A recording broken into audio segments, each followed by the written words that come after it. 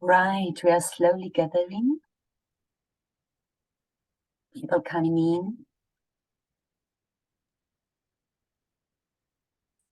So everybody, I'd be really happy if it's possible for you to switch on the cameras, as it will be easier for us to cooperate. سلام به همه دوستان، خوش آمد میگیم خدمتتون. متشکریم که اینجا هستید و خوشحالیم که در کنارتون هستیم. اگر امکانش هست ویدیوهاتون رو لطفاً باز کنید. این امکان براتون فراهم شده که ویدیوهاتون رو روشن کنید تا ما هم شما رو ببینیم و بتونیم تعامل بهتری با هم دیگه داشته باشیم. و همچنین لطفاً اگر امکانش هست اسمتون رو تغییر بدید تا ما بتونیم اگر مشکلی پیش اومد، سوالی در چت هست، بتونیم بهتر خطابتون کنیم. مشکل صدا برطرف شد یا هنوز اکو داره؟ صدا بسیار عالی. خب yes, we're all clear.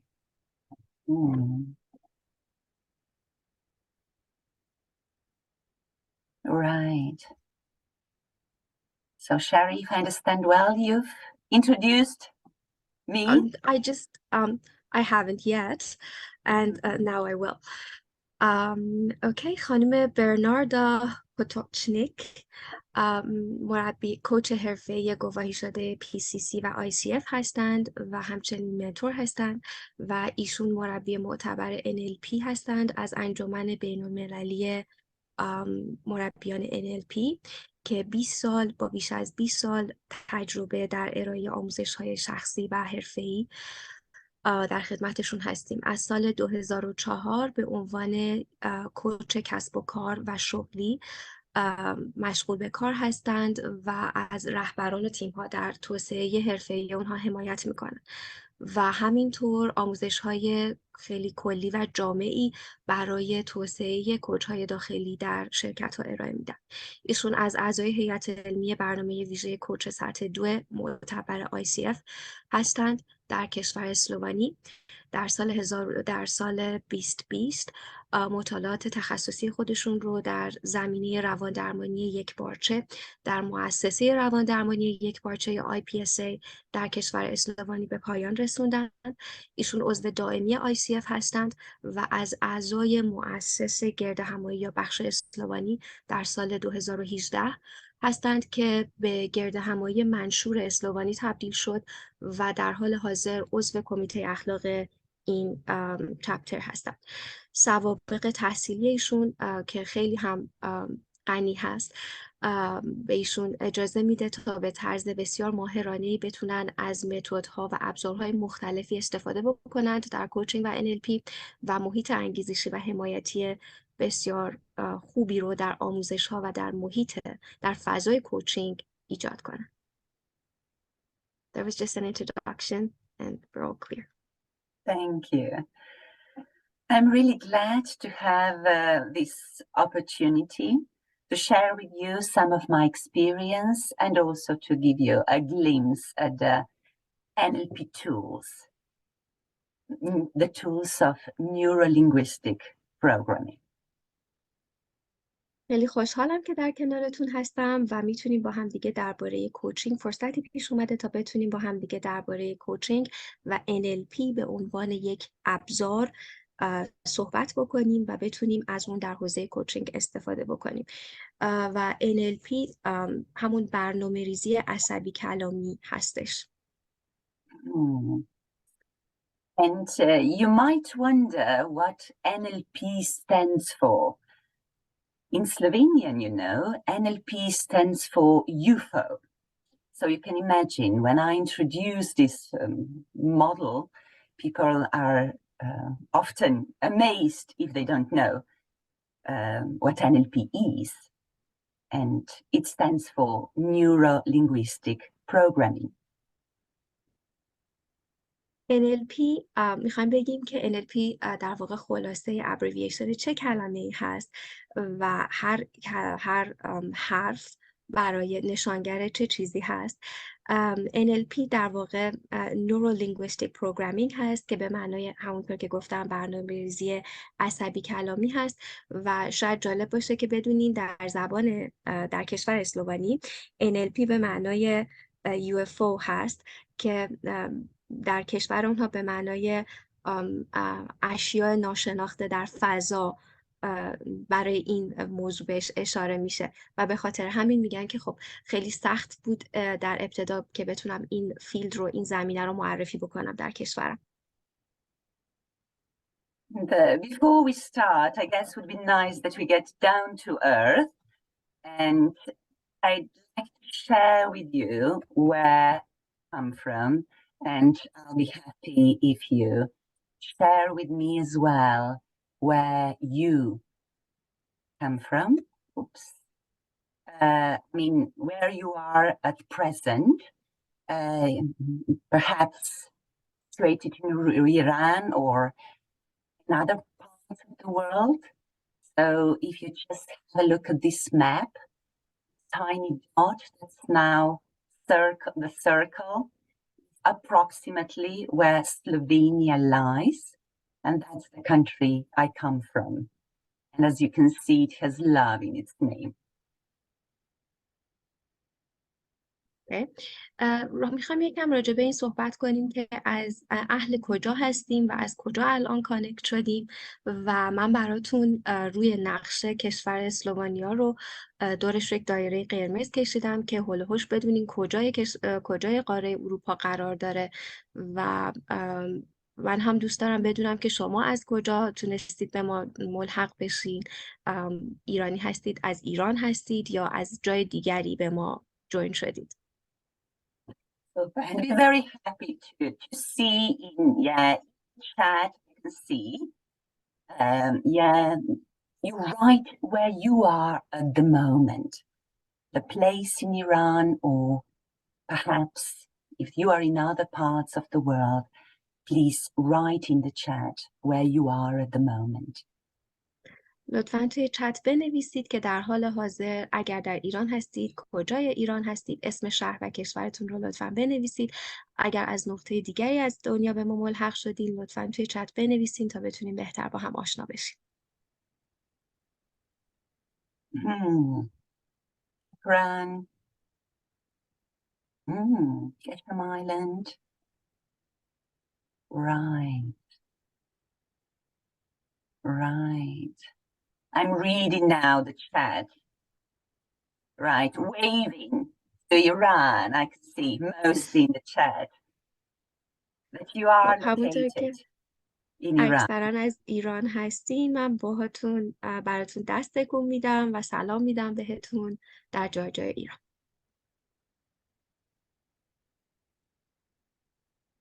Right. Great. So happy to really have an opportunity to be connected in such a way. So before we start digging into what we can offer, or what I can offer and what NLP can offer, I would like to ask you also to give me a hint. How many of you are familiar with the basics or have some experience with neuro-linguistic programming? So you can either use a chat, or you might give me a reaction as well. So if you are familiar, maybe you can give a sign, thumbs up. Okay.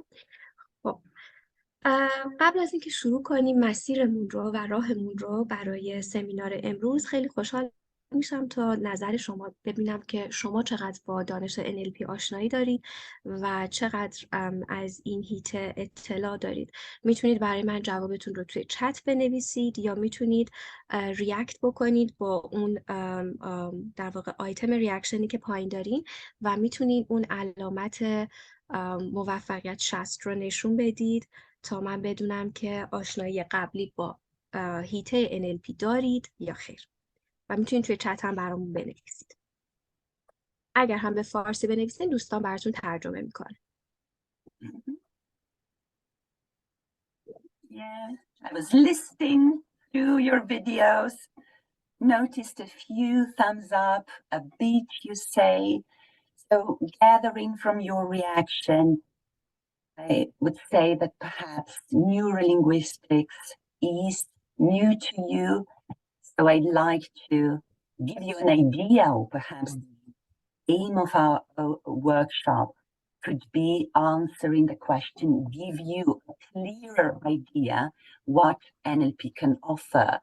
So the aim of today is to get familiar with basic NLP approach and its application in coaching.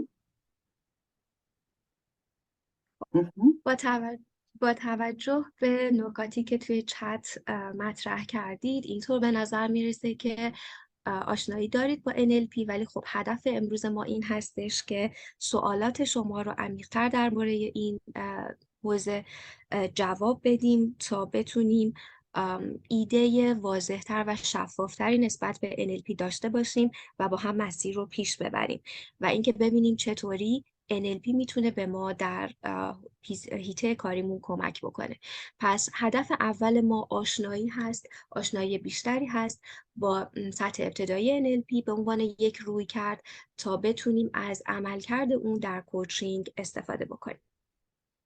Right, and I could read in the chat that there are some of you with degree in NLP, experienced in NLP, so we'll be really happy if you share also your experience as we go through the workshop. And of course, you're very welcome to ask questions as I go along rather than wait just at the end. Great, great. Many of you responding that you do know some of NLP. The idea today is also to get some of the awareness of linguistic and neurological elements in coaching interactions. So, you know, how we can use the knowledge of NLP in creating better contact and really calibrating the language that our clients use. Okay. خب با توجه به اینکه خیلیاتون مطرح کردید که دانش ابتدایی و آشنایی ابتدایی با NLP دارید، این خیلی خوب هست. خوشحال میشم اگر بیشتر راجع به این موضوع صحبت بکنین یا اگر سوالی دارین حتما بپرسین تا همه چیز رو برای انتهای سمینار نذاریم و این ما رو به هدف دوم ما در سمینار امروز میرسونه که در واقع دستیابی به آگاهی از اجزا ارکان عصب شناسی و زبان شناسی در تعاملات کوچینگی ما هست. So I'd really like us to be as practical as possible.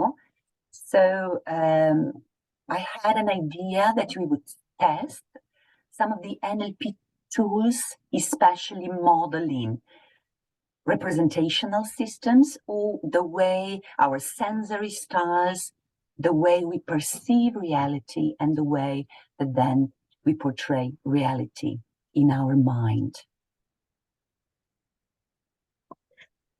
و برای هدف سوم امروز قرار هستش که ما با NLP رو تست بکنیم، در واقع NLP رو به عنوان یک ابزار از ابزار NLP استفاده بکنیم، باهاش آشنا بشیم و یک مدل نمایشی مراجع رو در واقع پیش ببریم تا ببینیم که اصلا این سیستم نمایشی منظورمون، بازنمایی منظورمون چی هستش.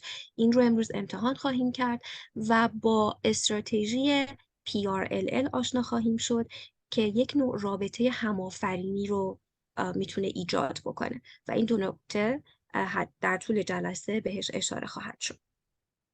Just give you an idea how NLP model, the strategy PRLL, can help us co-create the relationships with our clients. و PRLL میتونه به ما کمک بکنه تا رابطمون با مراجعمون رو بازآفرینی و همآفرینی بکنیم. و من یک نکته از صحبت قبلیشون رو خواستم بگم، این هستش که این NLP به عنوان یک ابزار به ما کمک میکنه و قرار امروز یاد بگیریم که چطور در فهم واقعیت در ذهنمون میتونیم از NLP استفاده بکنیم. Right. So I suggest we start with a question one more time. What NLP is all about. So it stands for Neuro-Linguistic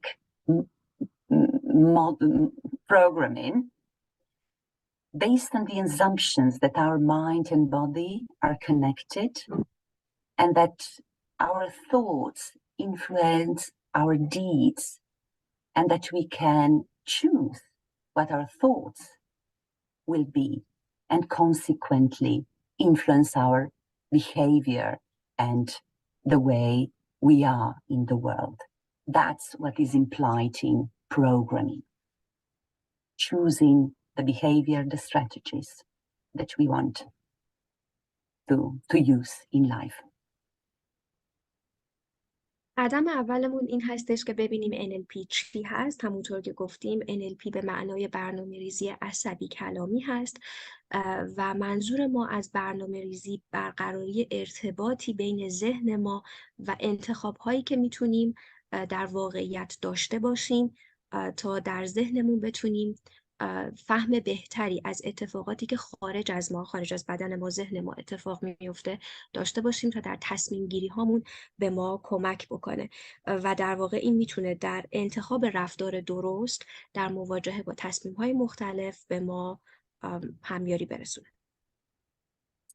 Basically, NLP is a communication model which helps us communicate better with others and with ourselves, being particularly aware of the way we use language.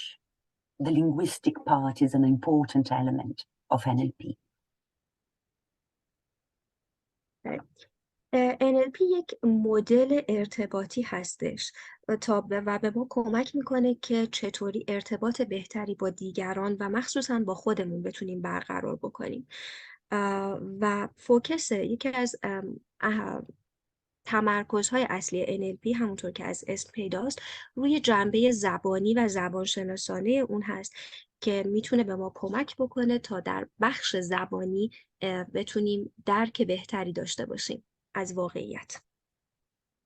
For example, to give you an idea what we would be aware of when thinking in these terms, if we keep using, for example, the word must in communication with ourselves, imagine we say, I must get up early, then I must do all the tasks until the time that I pick up my kid from kindergarten, and then I must meet my friends, and then I must, in the evening, prepare dinner for the family. And all this must that not other people use with us, but we ourselves might affect us in a rather stressful way.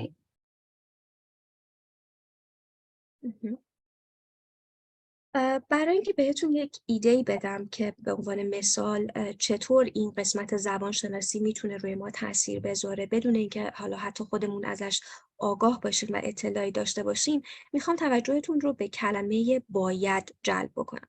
اینکه ما خیلی وقتا از کلمه باید استفاده میکنیم، مثل اینکه باید صبح زود از خواب بیدار شم، باید بچه‌مو ببرم مهد کودک و تا قبل از اینکه کار مثلا بخوام بیارمش همه برنامه‌هامو انجام بدم، باید دوستای جدیدی پیدا کنم، باید شب شام درست کنم، باید این کار بکنم. این استفاده از کلمه باید میتونه تأثیر منفی روی ذهن ما داشته باشه و فشاری رو به ما وارد بکنه بدون اینکه حتی خودمون آگاه باشیم. As you could hear in my example, some of these things that are ahead of us in the day are actually very pleasant. Picking up the kids, instead saying I must, I'm happy to then meet my kids and then happy to meet my friends later on, would affect us differently than putting these tasks on to-do list and turn them into obligation. همونطور که توی این مثال ها میتونید متوجه بشین، خیلی از این جملاتی که الان گفتیم، مثل که باید برم بچه‌مو بیارم، باید شامو حاضر کنم که با دوستان باشم، خیلی از اینها اتفاقاً کارهای خوشایندی هستند و خیلی اتفاقات خوبی هستند که ما میتونیم ازشون لذت ببریم و با تغییر جمله از کلمه باید به این که من شانس این رو دارم، خوشحال هستم، افتخار این رو دارم که در کنار بچه‌م باشم تا بتونم لذت ببرم و میتونم خوشحالم که میتونم در کنار دوستان باشم، شب باهاشون شام بخورم. ما این واژه رو از باید به خوشحالم که این فرصت رو دارم، با تبدیل این در واقع با تبدیل ذهنی و زبانی این کلمه تونستیم معنا رو برای خودمون از یک عملی که بایدی هست، اجباری هست، تبدیل بکنیم به یک اتفاق خوشایند برای خودمون و این تاثیرش میتونه خیلی ملموس باشه در درک ما از واقعیتی که برای خودمون در ذهن میسازیم. So NLP teaches us how to identify these patterns, the words in this case, or the behavior patterns, and help us change the patterns, the negative thought patterns that hold us back or prevent us to achieve the goals or live the life that we would want to choose for ourselves. پس NLP به ما یاد میده که چطوری الگوهای ذهنی خودمون رو، الگوهای زبانی ذهنی خودمون رو در این مثال و یا الگوهای رفتاری خودمون رو شناسایی بکنیم و به ما کمک میکنه که الگوهای منفی رو بتونیم تغییر بدیم به سمت الگوهای مثبت و الگوهای منفی که میتونن مانع از پیشرفت ما در زندگی و مانع از دستیابی ما به هدفهامون در زندگی بشن تا اون زندگی که میخوایم رو و ایدئال ما هست رو بسازیم. NLP is also believed to be a science of personal excellence, as that was the basis how the model was developed in the first place. So as a study of behaviors and what people did really well, and the founders of NLP, Richard Bandler and John Grinder, started off with studying exceptional therapists and their models, what helped them be excellent and very good at what they did. خب بیایم ببینیم که چطوری میتونه این تاثیر بذاره و برای اینکه این رو متوجه بشیم باید ببینیم که این NLP از کجا آغاز شد و رشد و توسعه پیدا کرد تا بتونه رفتارهای ما رو مطالعه بکنه و اینکه ببینه چطور افراد فکر میکنند و چطور برخورد میکنند. مؤسسین در واقع بنیانگذاران دانش NLP could you please say the names of the founders again? Yes, Richard Bandler and I'll tell in a minute also show you. Okay. Yeah, so those are the founders. Yeah. Yes. Those are the founders. این آقایون مؤسسین دانش NLP هستند که کتاب جامعی با نام The Structure of Magic، ساختار در واقع جادو، ساختار شعبده با اشاره به دانش NLP، آقایان ریچارد بندلر و جان گرایندر هستند که اینها با بررسی تراپیست های خیلی موفق و معروف اومدن ببینن که چه الگویی میتونن توی رفتار این تراپیست ها پیدا بکنن که اینقدر کارشون پیشرفت کرده و تونستن از نظر رفتاری در این حوزه به موفقیت‌های خیلی زیادی دست پیدا بکنن و الان عکسشون رو من ازشون پرسیدم که اسمشون رو دوباره لطف کنن تکرار بکنن که عکسشون رو اینجا می‌بینید. So the question in their exploration, so they were related as a professor and student. John Grinder was the linguist, the professor, and Richard Bandler at the time when they founded NLP was the student of John Grinder, a psychologist. اینها اومدن سوالاتی رو بررسی کردن و زمانی که کارشون رو شروع کردن، آقای بندلر، ریچارد بندلر که سایکولوژی میخونن، روانشناسی میخونن، شاگرد و دانشجوی آقای گرایندر بودن که یک زبانشناس آمریکایی هستند. And they were really interested in how change takes place, which is the essence of our coaching approach as well. They wanted to explore the changes? Yes, they wanted to find it out how change takes place. People change. What helps us to transform, change behavior that is not in our favor, that is not bringing us good results. چیزی که اومدن اینها بررسی بکنن این هستش که تغییر چطور در ما اتفاق میفته و این بررسی این رخداد تغییر و اینکه چطور میتونیم به خودمون کمک بکنیم تا اتفاقات رو تغییر بدیم، اون نکاتی که به ما در خدمت ما نیستند و به ما کمک نمی کنند برای بهبود خودمون فردی و یا در زندگی، ببینیم که چطور میتونیم اینها رو تبدیل به اتفاقات مثبتی بکنیم، چه تغییری لازمه اتفاق بیفته تا بتونیم این الگوهای منفی رو تبدیل به الگوهای مثبت بکنیم تا به موفقیت بیشتری دست پیدا کنیم. They were particularly interested in the area of therapy. Richard Bandler being a psychologist and wanting to know what makes the therapists at that time who were known as really exceptional, namely Virginia Satir, Fritz Perls, and Milton Erickson. What made them exceptional? اون چیزی که خیلی به طور خاص آقای بندلر و گرایندینگ بهش علاقه داشتند، حوزه تراپی، حوزه روان درمانگری بود.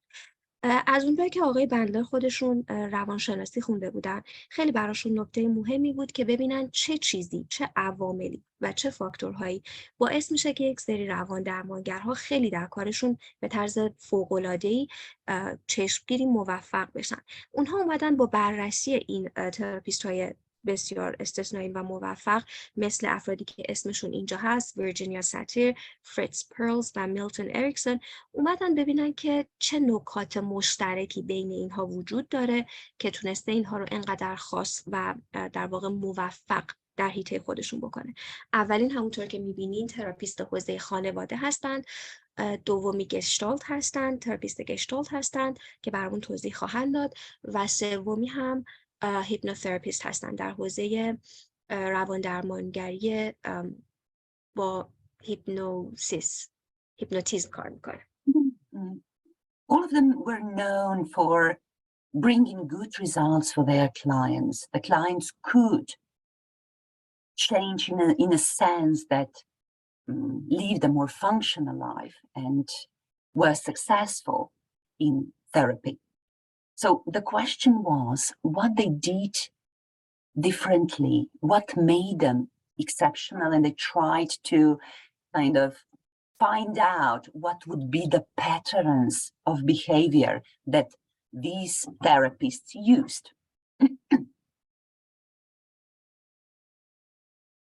خب اینها اومدن با بررسی حوزه های این سه متخصص خواستن به این سوال ها پاسخ بدن که این سه نفر که انقدر هم موفق هستن چه چیزهایی رو، چه کارهایی رو متفاوت انجام دادن در حوزه کارشون که انقدر تونستن تغییر ایجاد بکنن، در چه الگوهای متفاوتی رو، چه الگوهای رفتاری متفاوتی رو تونستن ایجاد بکنن که انقدر تغییر تونستن در مراجعین خودشون به وجود بیارن.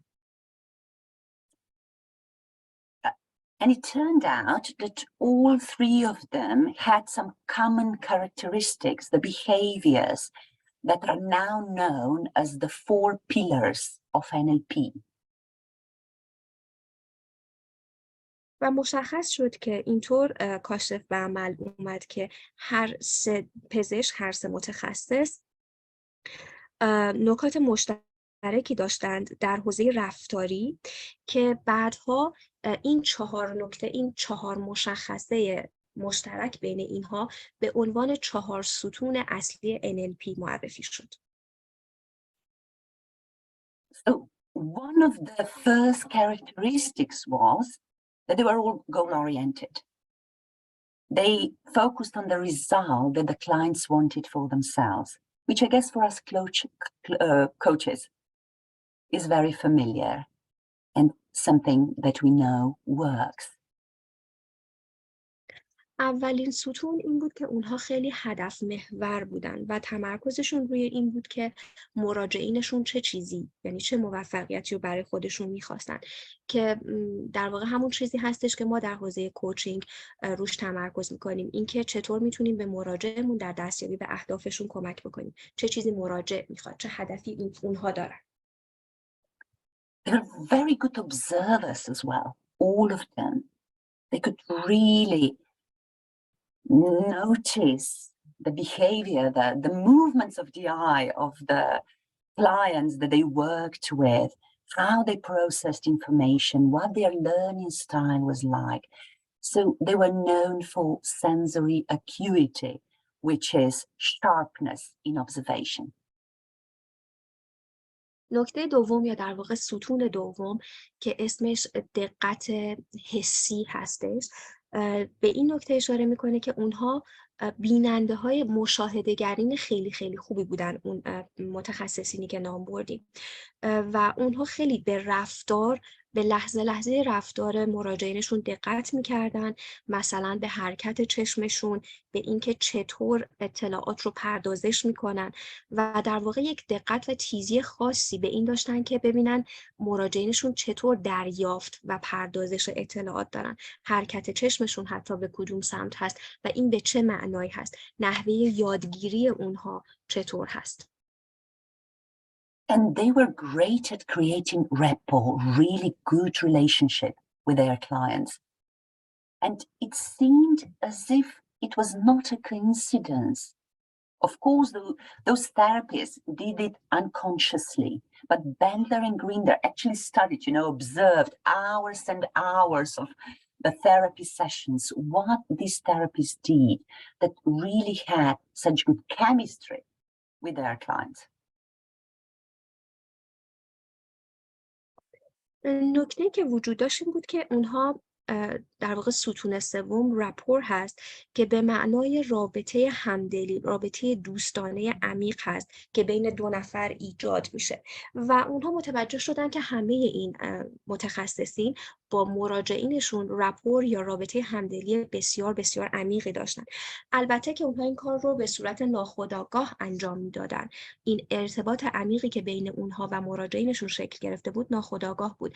اما بندلر و گرایندر ساعات زیادی رو صرف این کردن که ببینن چه الگویی میتونن برای این اتفاق پیدا بکنن و چطور شد که این رابطه عمیق، یعنی اومدن بررسی بکنن که ببینن چطور این رابطه عمیق تونست شکل بگیره بین در واقع متخصص و مراجع.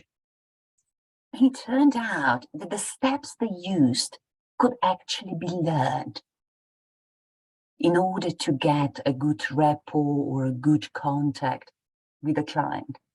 And that the first step is good observation and then just mirroring and adapting to what the clients needed or what they demonstrated in their behavior.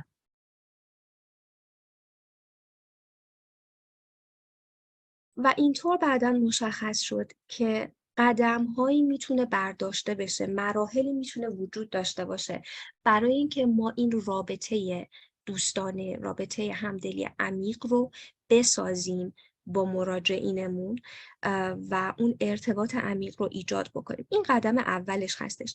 اما کارهایی که باید برای این مسیر برداریم این هستش که اول مشاهده‌گرین خیلی خیلی خوبی باشیم، دقت خیلی بالایی داشته باشیم و دوم اینکه انعکاس بدیم، چیزی که بازتابی باشیم از اون چه که مراجعین ما میخوان، یعنی نیاز مراجع رو بعد از اینکه صحبت میکنه ما در رفتارش بتونیم بازتاب بدیم. In a way, they were able to enter the model of the world of the clients to make them feel more understood.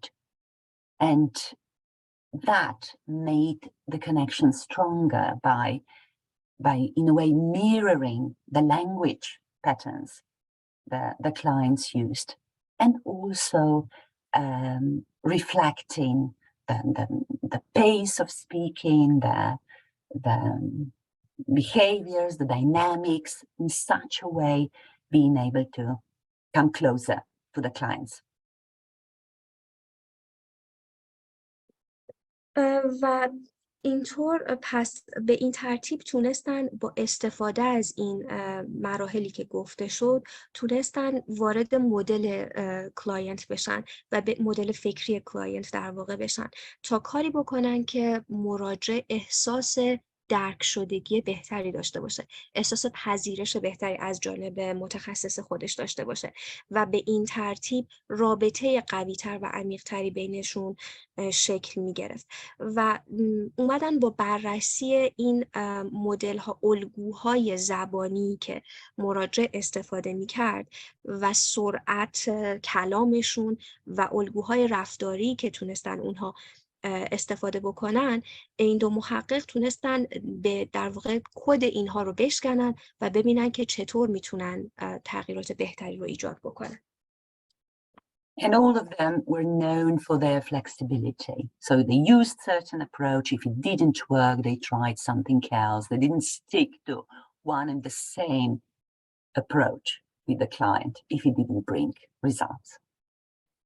و ستون چهارم انعطاف پذیری هستش. اونا خیلی منعطف بودن در این بررسی های خودشون و مدام چیزهای جدید رو امتحان میکردن و اگر مسئله بود، راهی بود، روشی بود که کار نمیکرد و به اثر بخش در واقع نبود و جواب نمیداد، خیلی به اون گیر نمیدادن و راههای دیگه رو با اون جایگزین میکردن رو و پیش میبردن.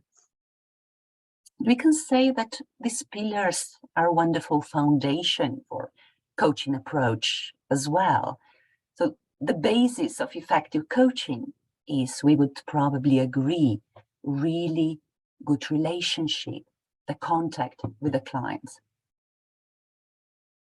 و میتونیم در واقع به این نتیجه برسیم که این 4 ستون بنای اصلی کار ما در حوزه کوچینگ رو همچنین میسازه. چون آیا اینطور نیست؟ در کوچینگ هم همینطور هست. اولین یکی از مهمترین در واقع فاکتورهای ما که باید بهش توجه بکنیم در کوچینگ، برقراری ارتباط عمیق با مراجعمون هستش. It's important to adjust to the clients, share our observations, and of course, focus on desired outcome of the client. ما باید بتونیم خودمون رو با مراجعمون تطبیق بدیم، مشاهداتمون رو بتونیم به اشتراک بذاریم به طور درست و فوکس بکنیم، تمرکز بکنیم روی نیاز و خواسته مراجعمون که در واقع خلاصه میشه در این 4 ستونی که در اینجا هم میبینیم.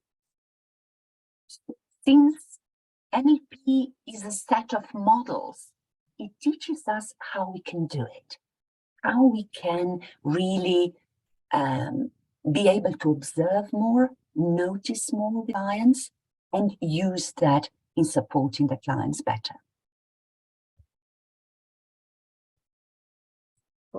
در واقع NLP مجموعه ای از مدل ها هست که میتونه به ما کمک بکنه چطور بتونیم مراجعمون رو بهتر مشاهده بکنیم و بتونیم از این مشاهدات در راستای حمایت و کمک به حمایت از و کمک به مراجعمون استفاده بکنیم.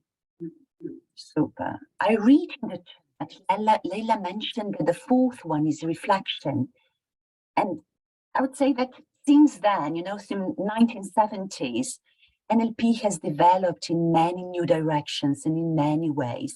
So it might be there are different varieties also of this model. And the development has now probably gone beyond what Grinder and Bandler have imagined themselves. لیلا، خانم لیلا انگار توی چت اینطور عنوان کردن که ستون 4 در واقع بازتاب هست. بازتاب، نکته بازتاب هست، نه فلکسیبیلیتی یا انعطاف پذیری. پاسخ من این هستش که این مدلی که میبینین مال 1970 در دهه 1970 هستش و از اون موقع که NLP به عنوان یک حوزه رسمی آغاز به کار کرد تا الان تغییرات خیلی چشمگیری داشته، خیلی زیاد تغییر کرده و گسترش پیدا کرده و ممکنه که این حالا در واقع تغییرات جدید بهش اضافه شده باشه.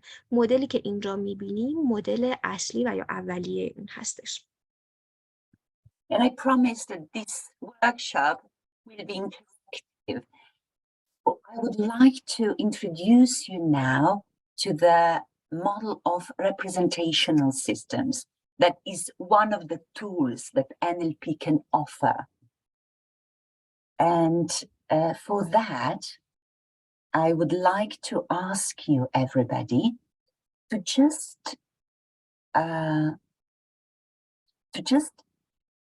look around, pay attention to where you are in the room where you are, and just write in the chat, describe the place you are in.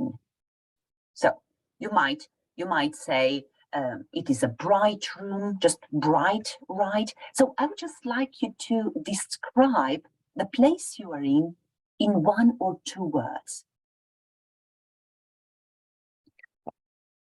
جلسه امروز حالت یک کارگاه داره و به خاطر همین من میخوام شما رو به سیستم بازنمایی معرفی بکنم.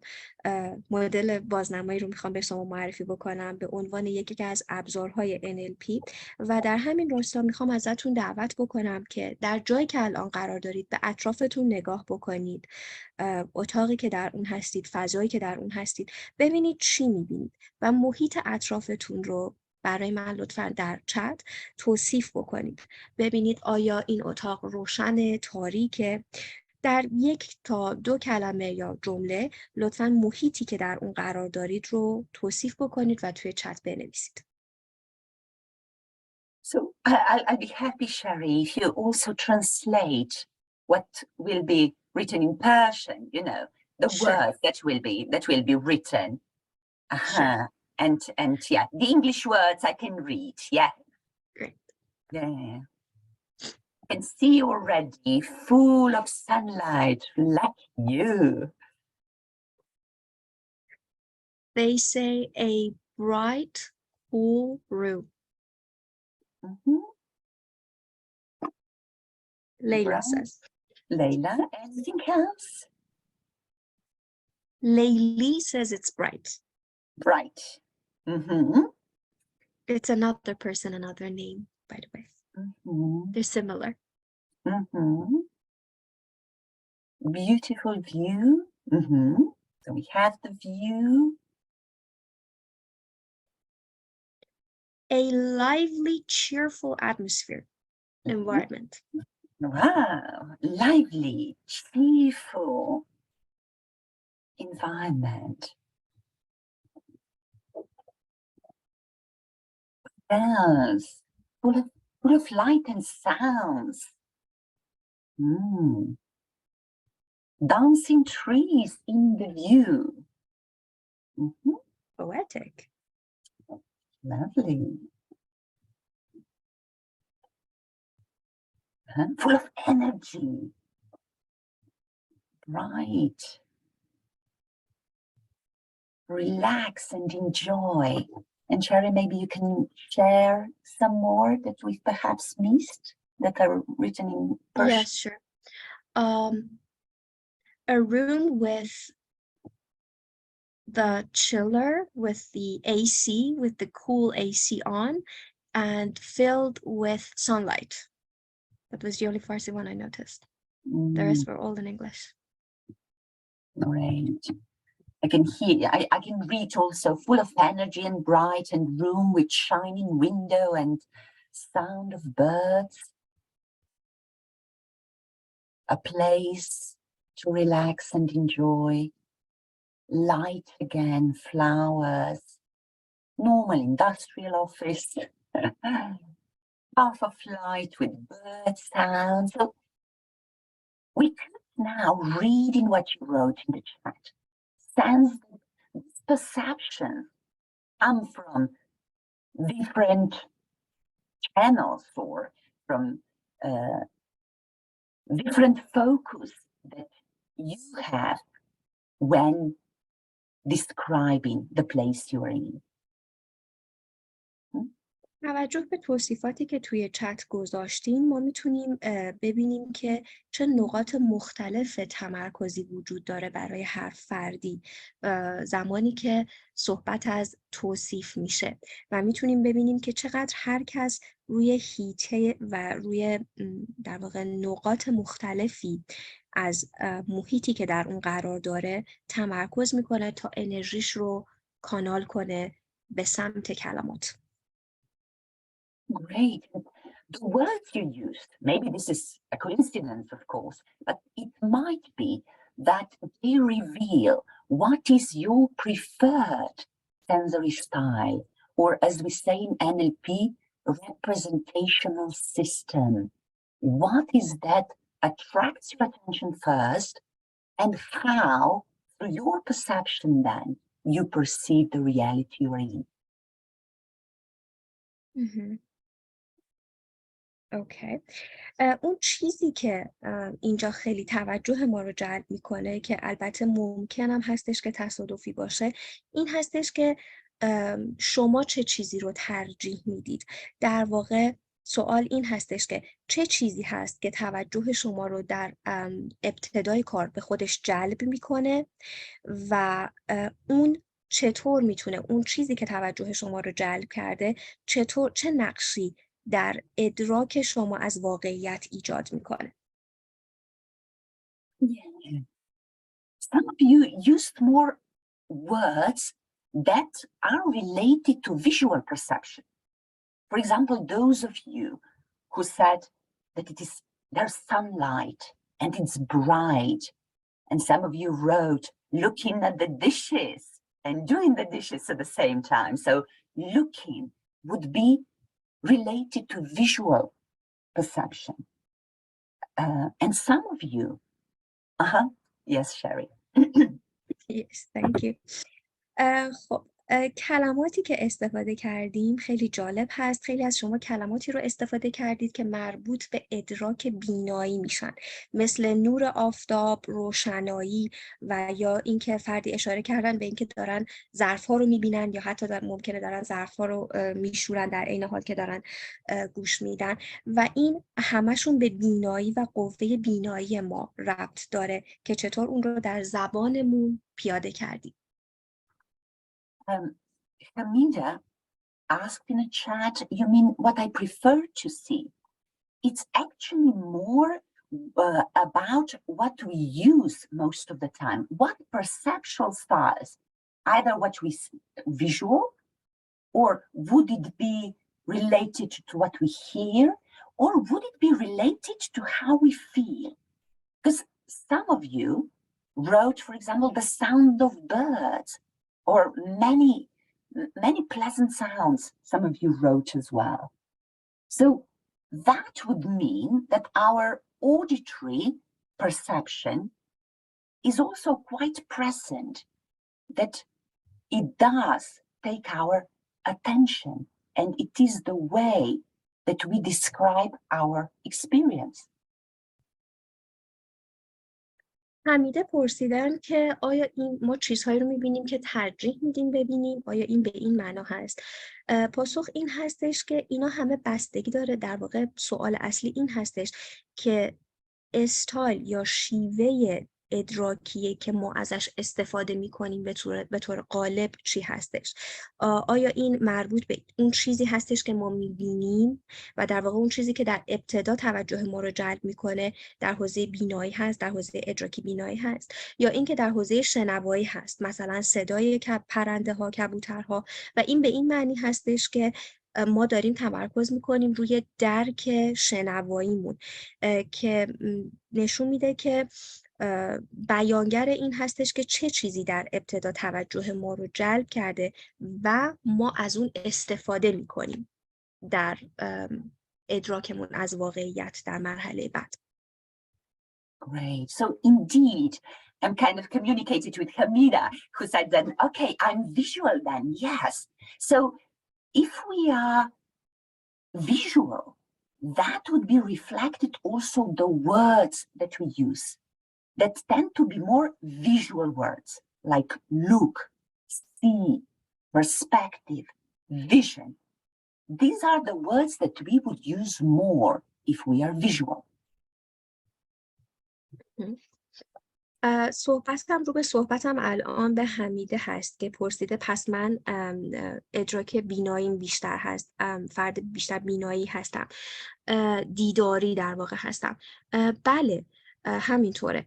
اگر ما در صحبت هامون، در کلاممون، در زبانی که استفاده میکنیم بیشتر از کلماتی مثل دیدن، نگاه کردن، دیدگان، دید، منظره و چنین کلماتی استفاده میکنیم، این به این معنا هستش که ادراک بینایی ما در قوه زبانی ما بازتاب شده و به این شکل داره خودش رو نشون میده.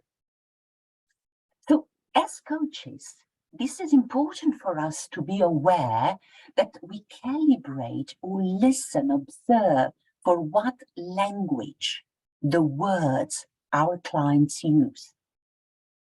In this case, because we are talking about representational systems, we would listen to the words related to our senses. Okay. پس در واقع به عنوان کوچ ها ما باید آگاه باشیم. این به ما کمک میکنه که آگاه باشیم چطوری بتونیم زبان رو و کلماتی که مراجع ما استفاده میکنه رو سازگار بکنیم، هماهنگ و کالیبره بکنیم با اون چیزی که ازشون میشنویم و با ادراک اونها. و اون در واقع اون کلماتی که ما از مراجعمون میشنویم در زبان اونها بازتاب پیدا کرده و این کمک خیلی زیادی به ما در درک ما از نیاز و رفتار کلاینتمون به ما میده. Yes, we are different. Some of us rely more on visual style, others on what we hear. And I see in the chat the sense, the feelings of being with the family. Those of us being more kinesthetic rely on the feelings, on tactile perception, what we can touch. پس در واقع ما همگی متفاوت هستیم. بعضی از ماها بیشتر روی قوه دیداریمون تمرکز میکنیم، بعضی ها روی شنیداری، همینطور که در چت نکات مختلفی رو توضیح دادید. اون افرادی که بیشتر به احساس کردن، به بودن با خانواده و مسائل عاطفی اشاره کردن، اونها جزء قوه های حرکتی ما، کینستتیک و یا نحوه ادراکی حرکتی ما هستن که بیشتر تمرکزش روی احساسات و قوه لمسی ما، تکتایل ما هستند. روی اون تمرکز میکنه. So as you can see in this picture now, either we tend to be, our primary style of perception might be more visual or auditory, just that you see this word, so related to what we hear. Aesthetic is related, as I said, to feelings, emotions, to the touch. Then, of course, also the sense of smell is important, and the taste. And there's one more. Sorry, Sharareh, yeah? Excuse me, Bernarda, I apologize. There was a glitch. So you mentioned auditory, visual, kinesthetic, and smelling. And smell, did I get that all? olfactory, and Taste. Which is gustatory. And in the end, in NLP, we point out another style, which is self-talk, auditory digital. as you can see in the PowerPoint that I'm sharing. For those who are auditory digital, talk with the selves internally. Maybe, Sherry, I give you a chance to translate that and then Thank you, that would be lovely. deep into each of them. I got the whole thing, I think. همینطور که روی این اسلاید میبینید در واقع نحوه های مختلف ادراکی رو داریم. من از بالا میخونم.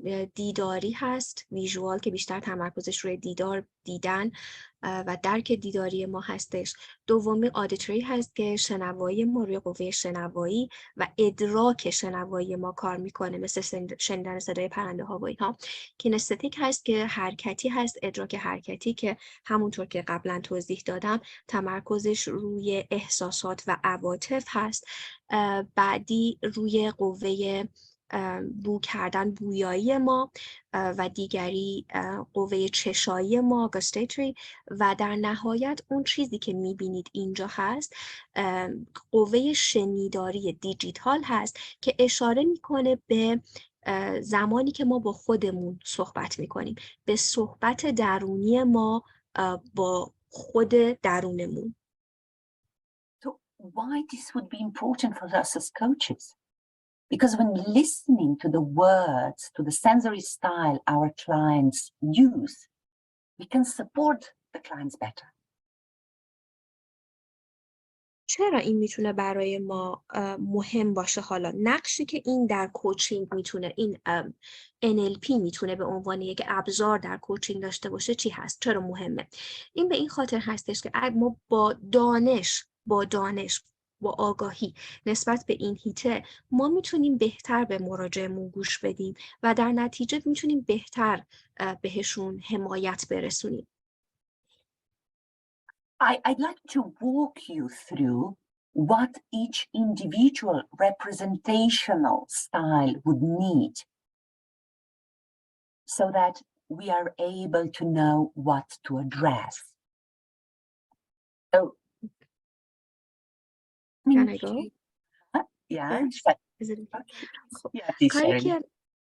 Thank you. I do appreciate that. کاری که من میخوام الان انجام بدم این هستش که شما رو با هم عمیق‌تر بشیم، معرفی بکنم به اینکه هر کدوم از این مدل‌های بازنمایی چه معنی داره تا بتونیم اون رو بهتر بشناسیم و بتونیم یاد بگیریم ازش بهتر استفاده بکنیم. و همونطور که میبینید اسلاید اول درباره سیستم بازنمایی دیداری هست. As you can see now in the PowerPoint, so the visual representational system, clients with the visual representation system would need to see the picture to memorize. For example, if they came up with a certain insight, it would be good that they get a picture, write it down, or see what they come up with, rather than just hear themselves. Because that would stay then for a longer time. They memorize by seeing pictures. افرادی که در واقع سیستم دیداری، بازنمایی دیداری در اونها قوی هست، نیاز دارن که تصاویر رو ببینن برای اینکه بتونن اون رو به خاطر بسپرن، برای اینکه بتونن با اون ارتباط برقرار کنن. اینها معمولاً افرادی هستن که همه چیز رو زیاد دقت میکنن، میبینن و نوت برمیدارن و با نوشتن هستش که میتونن اون تصویر ذهنی رو برای خودشون بسازن و اون رو حفظ بکنن، به خاطر بسپارن. این در مقایسه با افرادی هستش که بیشتر حالت شنیداری هستن و ترجیح میدن فقط بشنون و نیازی به این که بخوان نوت بردارن یا چیزی رو بنویسن ندارن. So I see that I wrote they can easily remember. No, they can easily forget verbal instructions. So just by saying, they would say, what I need to see, right? Remember everybody earlier when we talked about Richard Bandler and John Grinder? Those were new words, new names. And of course, it's not easy to remember just hearing a new name. It's important to see. So the visual type needs that. I would say, Sherry, you rely on vision. Yes, that is true. Because I'm taking notes. Right. خب نکته دوم که اینجا میبینید نوشته شده که به راحتی دستورالعمل‌های گفتار کلامی رو به خاطر نمیسپرن. در واقع اون چیزی که ما میخوایم بگیم اینه که به راحتی از یاد میبرن گفته های کلامی رو، دستورالعمل‌های کلامی رو. مثلا در مثالی که همین یکم پیش اتفاق افتاد با اسم نویسنده ها، این اتفاق افتاد که با فقط شنیدن اسمشون ممکن بود که اسمشون فراموش بشه و برای شراره این اتفاق افتاد که گفتین میشه من تصویر رو دوباره ببینم و با این من میتونم حدس بزنم که شراره تو بیشتر مدل دیداری هستی، به خاطر اینکه زمانی که اسلاید اومد و اسمها رو دیدی تونستی بهتر باشون ارتباط برقرار بکنی. پس در واقع افرادی که دیداری هستند اگر نبینند تصویری رو ممکنه که اون رو خیلی زود فراموش بکنن. So there are some other ideas written down here that for them would be important to see us.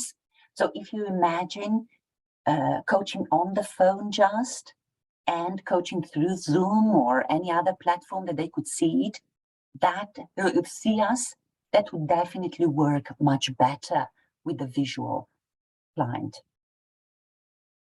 حالا تجسم بکنید که چه اتفاقی میفته ما بخوایم از این در کوچینگ استفاده بکنیم. افرادی که دارای قوه ادراکی در واقع سیستم ادراکی بینایی هستن، دیداری هستن، چقدر براشون میتونه این عامل تعیین کننده باشه. تفاوت بین این که بخوان تلفنی ارتباط رو با کوچشون برقرار بکنن یا اینکه توی فضای زوم باشن و بتونن کوچشون رو ببینن. این افراد نیاز دارن که ما رو به عنوان کوچ ببینن تا بتونن بهتر کار رو انجام بدن و بهتر بتونن تمرکز داشته باشن و صرفاً شنیداری بودن و شنیدن برقراری ارتباط شنیداری از طریق تلفن میتونه براشون کافی نباشه. It would be important how the things look for them. And they would tend to speak and think very fast. So what does that mean for us as coaches? You know, imagine we have a client who comes up with insights and ideas very fast and we tend to be very slow. Would not be a match. So these clients would need us to respond quickly. You might ask them, visualize your ideal job. And whoop, they have it already. And we might think, oh, I'll give them time. No, don't do that. این خیلی مهم هستش که به این نکته توجه بکنیم، چون اونها نیاز دارن که چیز رو ببینن تا بتونن راجبش صحبت بکنن یا حداقل در ذهنشون ببینن. این افراد معمولاً تمایل به این دارن که عادت دارن که خیلی سریع صحبت بکنن، خیلی سریع فکر بکنن، خیلی سریع حرکت بکنن و ما ممکنه که ازشون بخوایم که و خیلی سریع جواب ما رو بدن وقتی چیزی ازشون میپرسیم. مثلا اینکه ما بهشون میگیم که خیلی خوب محیط ایدئال کاری تو برای من توصیف کن، شرایط ایدئال کاری تو برای من توضیح بده، تجسم کن و توضیح بده. خیلی سریع جواب رو به ما میدن و ما بهشون میگیم نه تو زمان داری، فکر کن، در صورتی که اون خیلی سریع به جواب آلردی رسیده و اصلا نیازی به اینکه بخواد وقت بذاره برای اون تصویرسازی نداره، چون اون فرد دیداری هست. I think it's very interesting, Sarah, that you wrote in the chat, I can't trust online shops because I need to touch something, which would imply kinesthetic style. And then you add, and I think I'm a visual person. Maybe we'll answer this riddle in a way later on when I will point out that one thing is how we perceive information. So we touch so that we get information. And another thing is how we process something in our head. And this might be different. Let's say in your case, Sarah, you might need to touch, let's say the material or whatever you're buying, and then you do have internal picture. You will tell us later on with the exercise when we do. Yes, Sherry, was this long? خب سارا توی چت گفتن که من نیاز دارم که همه چیز رو لمس بکنم تا بتونم درکش بکنم. و این نکته خیلی خوبی هست، چون که گفتن که من نیاز دارم لمس بکنم ولی از طرفی دیداری هستم. این رو نمیدونم که چطور هست. ما تا ته این امروز، تا ته این جلسه راجع به این موضوع صحبت خواهیم کرد، چون 2 تا مسئله هست. یکی نحوه دریافت اطلاعات هست و دیگری درباره پردازش اطلاعات. سارا، ممکنه که به این معنی باشه که شما نیاز دارید چیزی رو دست بزنید، لمسش بکنید، این میشه دریافت اطلاعات برای شما، ولی این کار رو میکنید، لمسش میکنید تا بتونید تصویر ذهنی در ذهنتون بسازید و از این نظر هستش که میتونیم بگیم ویژوال یا دیداری هستید. منتظر هستیم که جواب بهتری رو ازتون بعد از اینکه یه سری تمرین‌ها رو انجام دادیم بگیریم. So the combination is possible, but the visual style would respond well if we ask them to visualize something. They might say, I need a clear picture and I don't get the picture yet of the situation I am in. So we will help them in getting clear picture or new perspective, because that's what works well with their style of thinking. ممکنم هستش که یک ترکیبی از اینها باشه، اون هم احتمالش وجود داره. نکته بعدی این هستش که پس همونطور که گفتیم افرادی که دیداری هستن خیلی خوب و سریع به چیزهایی که میبینن جواب میدن، سرعت خیلی بالایی دارن و اگر ما فقط چیزی رو برشون یعنی از نظر شنیداری بخوایم، ممکن از ما بخوان که به ما بگن که من نیاز دارم که یک تصویر خیلی روشن و واضحی توی ذهنم داشته باشم و این به این معناست که ما باید بهشون کمک بکنیم تا یک تصویر ذهنی واضح داشته باشن تا بتونن از نقطه نظرات مختلف این رو ببینن و این میتونه بهشون در درک بهتر مسئله کمک بکنه. Great. And auditory representation system. So that would be related to listening. So we might get a client who would come to the session and simply say, well, I just like to tell you what I'm thinking about now, connected to the change in my job. That is our topic, you know. I just want to hear myself saying how it is in my present job. And I will be able to tell my decision better. ممکنه مراجعه داشته باشیم. حالا الان میخوایم راجع به سیستم بازنمایی شنوایی صحبت بکنیم. ممکنه که در ارتباط هست با شنیدن و قوه شنیدن. ممکنه ما مراجعه داشته باشیم که بیاد و توی جلسه شروع کنه صحبت کردن اینطوری و بگه که کوت میکنم من دوست دارم برات بگم، برات تعریف بکنم که چی فکر میکنم و میخوام برات تعریف بکنم، برات بیان بکنم مسئله رو که مربوط به کارم هستش.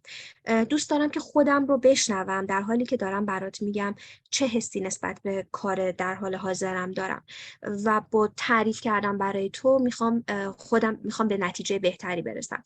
اینها با هایلایت کردن این کلمات گفتن ما متوجه میشیم که مربوط به حوزه شنیداری هست این فرد. So they would formulate thoughts by speaking. So they might need a lot of space for expressing themselves.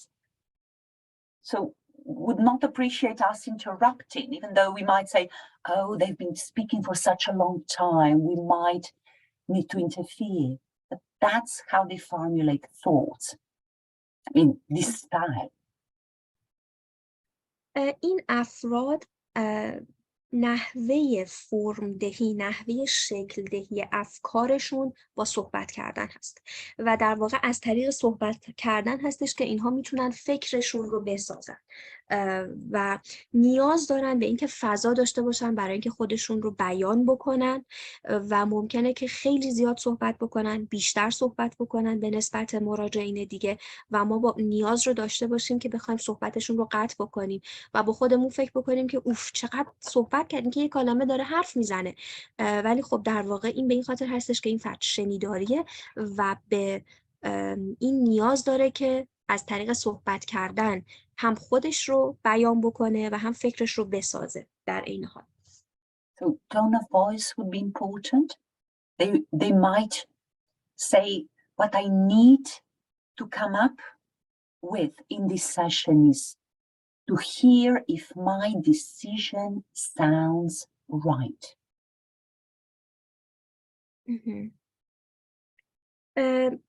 تون صدا خیلی مهم هستش برای این افراد و در برخورد با این افراد ممکنه که این رو ازشون بشنوید بگن که من نیاز دارم بشنوم که چه نتیجه‌ای رو به چه نتیجه‌ای دست پیدا می‌کنیم امروز و آیا این نتیجه‌ای که بهش رسیدیم دست پیدا کردیم چقدر درسته. پس این رو برای شما تکرار خواهند کرد که دوست دارم بدونم بشنوم چیزی که به نتیجه رسیدیم، تصمیمی که به نتیجه رسیدیم چطور هست. And it would work for them if we use the words like, how does that sound to you? Tell me more. Does this resonate with you? So the learning style, auditory representation system would need that. و ممکنه این خیلی بهشون کمک بکنه که بشنون از ما این جملات رو، این تیپ جمله ها رو که این ایده به نظر تو چطور میرسه. من یه نکته رو فقط اینجا توی ترجمه خدمتتون عرض بکنم. How does that sound توی انگلیسی به معنای این هستش که چطور به گوش تو میرسه. توی ترجمه فارسی، توی زبان فارسی ما نداریم How does that sound to you، یعنی به گوش چطور میرسه. ما همچنان میگیم چطور به نظرت میاد، ولی منظورمون اینجا این هستش که برای تو به گوش تو چطور میرسه و اینکه و یا اینکه نظرت چه، دوست داری بیشتر راجع بهش صحبت بکنی. در واقع ما هایلایت میکنیم، تمرکز میکنیم روی کلماتی که شنیداری رو تقویت میکنه و این به نحوه آگاهی به نحوه یادگیری و دریافت اطلاعات مراجع ما کمک خیلی زیادی میکنه تا بتونیم ما به اون فرد حمایت برسونیم. Yes. Static representation system would probably be reflected in the words of those of you who said, who wrote in the chat that your environment was lively and cheerful and full of energy and that you feel calm. These words reflect that you were operating through, to put it this way, your kinesthetic representation system. قسمت بعدی، سیستم بازنمایی حرکتی هستش. اون افرادی که توی چت موقع سوال اول به این اشاره کردن، به کلماتی مثل خیلی محیط شاد، محیط دلباز، محیط آروم، این افراد به احتمال زیاد در واقع سیستم بازنماییشون حرکتی هستش، به این معنا که روی عواطف، روی احساسات تمرکز دارن، روی حسی که از محیط میگیرن تمرکز دارن. You'd often talk and breathe slowly or take time, as opposed to visual, who might be rather fast, And for us coaches, it would be important to adapt to one or the other if we want to have good rapport, as we say, or good contact. این افراد معمولاً تمایل دارن که آرومتر صحبت بکنن، آروم نفس بکشن، با حوصله نفس بکشن و صحبت بکنن و این در نقطه مقابل افراد دیداری قرار میگیره و پس این برای ما میتونه خیلی مهم باشه که چطور خودمون رو هماهنگ و سازگار بکنیم با مراجعی که یا این قوه در اون قوی هست یا قوه دیداری. Perhaps would need physical reward and respond favorably to the touch, depending, of course, on the cultural context as well. But needing perhaps a hug when we greet or simply shaking hands. So these kind of transaction would make them feel much safer in the coaching context.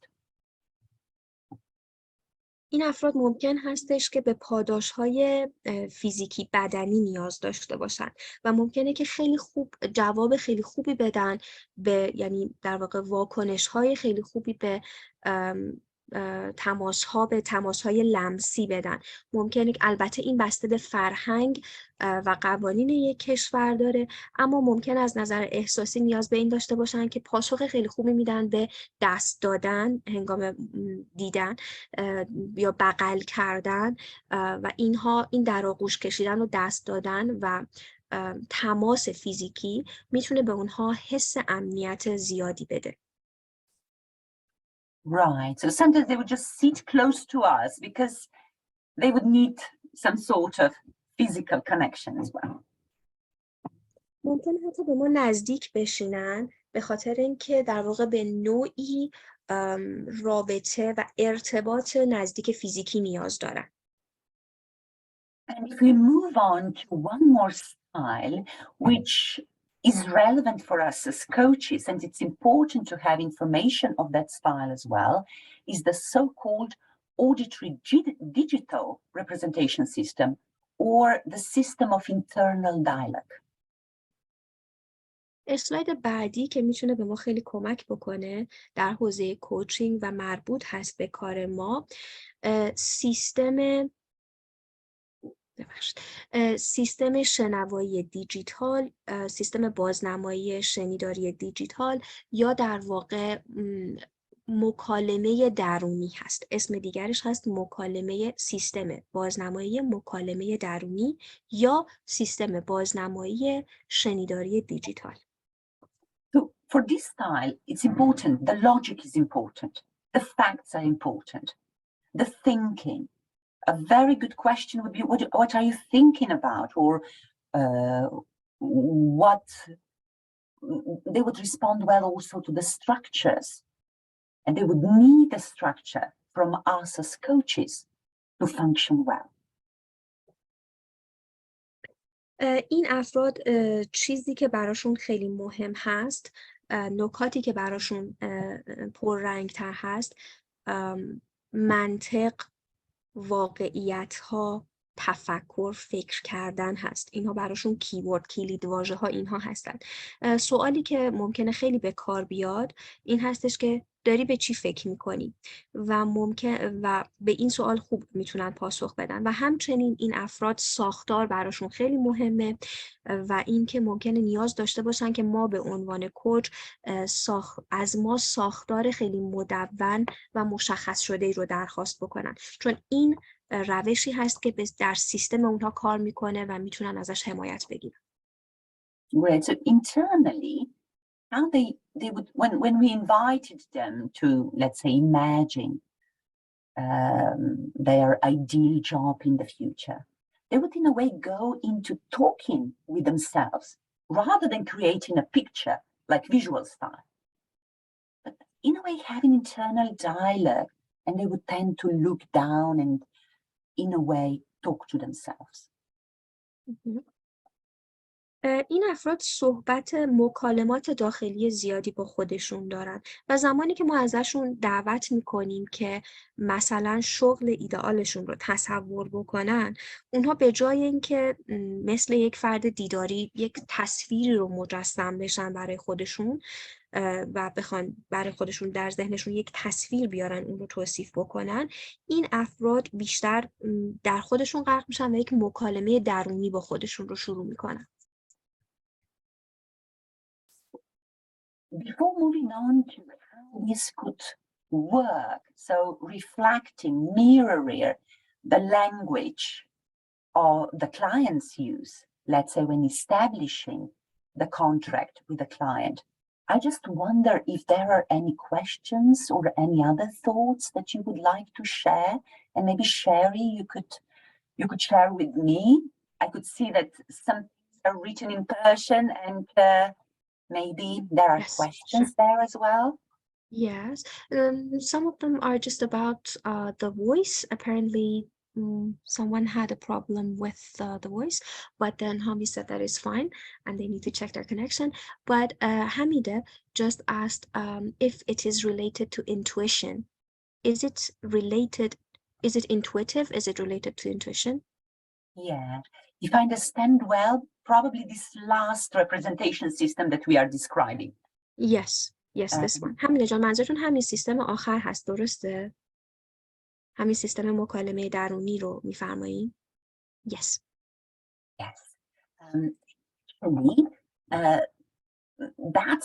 that's in a way separate, because we could say that intuition is a separate sense in a way that all styles could have access to, not just those with internal dialogue.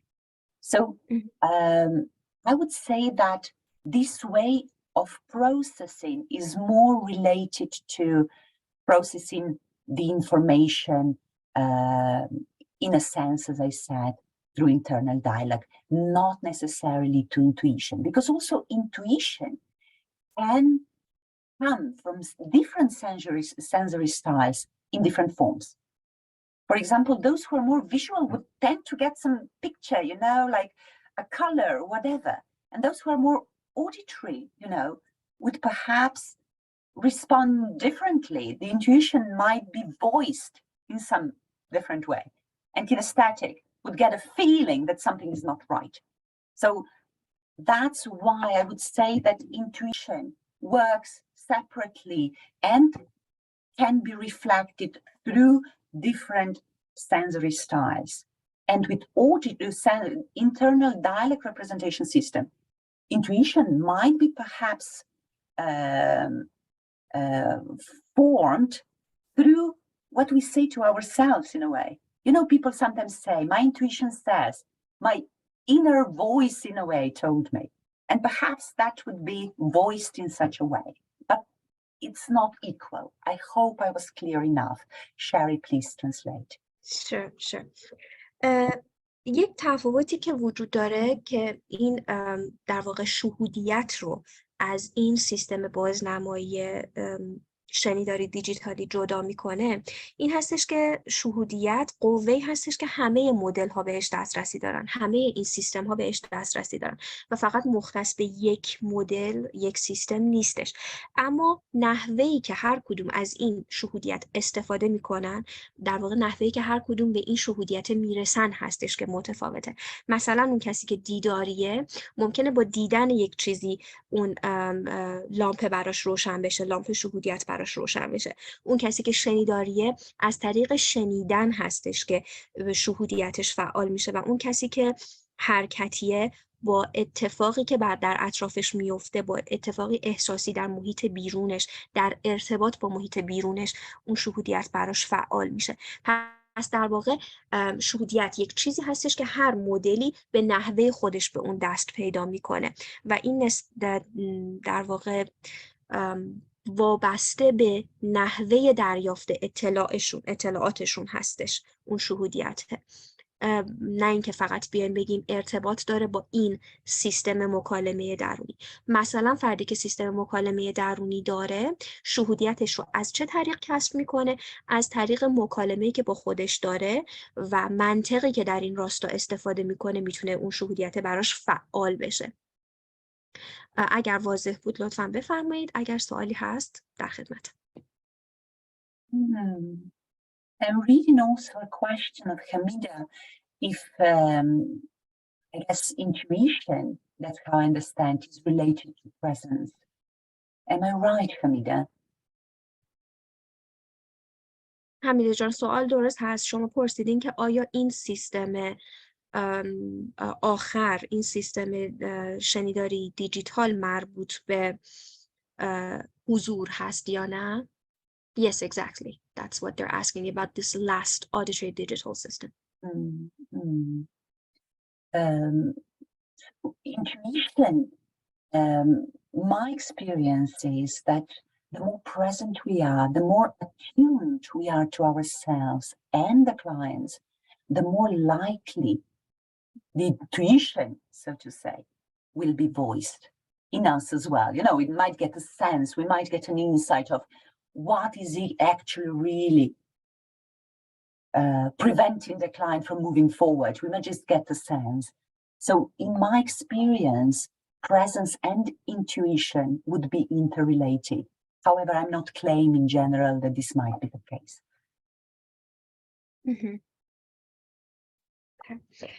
درباره سوالی که خانم حمیده پرسیدن در این باره که این سیستم آخر چقدر به پرزنس، به حضور مربوط هستش، میتونم جواب این رو بدم که ما هرچی بیشتر حضور داشته باشیم، یعنی در حضور آگاهانه با مراجعمون باشیم و آگاهتر و سازگارتر باهاشون باشیم، احتمال این که بتونیم شهودیتمون رو در اون لحظه بالا ببریم هم خیلی بالا میره. در واقع این به ما دست میده، این به ما واقف میشه که چه چیزی هستش که با آگاهی به این مسئله، با حضور در اون حالت، با مراجع، میتونیم این سوال برای ما بالا بیاد که چه چیزیه که واقعا داره مراجع من رو الان از اینکه کاملا در این لحظه باشه باز میداره. و این میتونه در واقع، این حضور داشتن میتونه به شهود ما کمک بکنه و میتونن با هم دیگه دست در دست هم مرتبط باشن. این ادعایی نیستش که بشه برای همیشه داشت، ولی این چیزی هستش که میتونم الان در پاسخ به این سوالی که دارید بگم. حضور و شهودیت میتونن دست در دست هم در همکاری با هم مرتبط باشن. Thank you. Thank Okay, and there's another question. I suppose, should I read it right now? Or... Please, yeah. Okay. If a person is into note-taking and writing like myself, and at the same time uses words like, let me check. از دلباز منیژه جان منظورتون چی هستش؟ منظورتون جایی هستش که وسیع گشاده یا اینکه محیط خوشحالیه؟ چون من نمیدونم دلباز دقیقاً. اگر دوستان واژه خوبی بر دلباز دارین لطفاً بفرمایید. یعنی روشن، وسیع. روشن وسیع، بسیار خوب. If a person like me is into note-taking and writing and at the same time uses words like bright or wide, in a sense cheerful, are they more, could we say that they are more visual or kinesthetic? Again, I would say it might be paired. What I'm going to show now, you know, the input is one aspect and how we process information is another. So when note-taking, we exercise kinesthetic style because the movement helps us remember something better. Those of us who are kinesthetic, like myself, we just need to write. We not necessarily look at our notes, but just when we write them, we remember. So that would be external kinesthetic. And then, Sherry, shall I continue or? Yes, please go on, and then at the end I will say finish, yeah? So that would be, person writing would be externally kinesthetic and internally probably visual.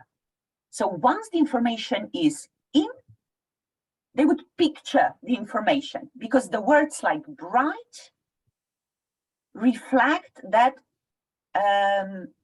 our inner image or our inner thought of what the information that we have adopted is represented visually. So there could be combinations, you know. Okay.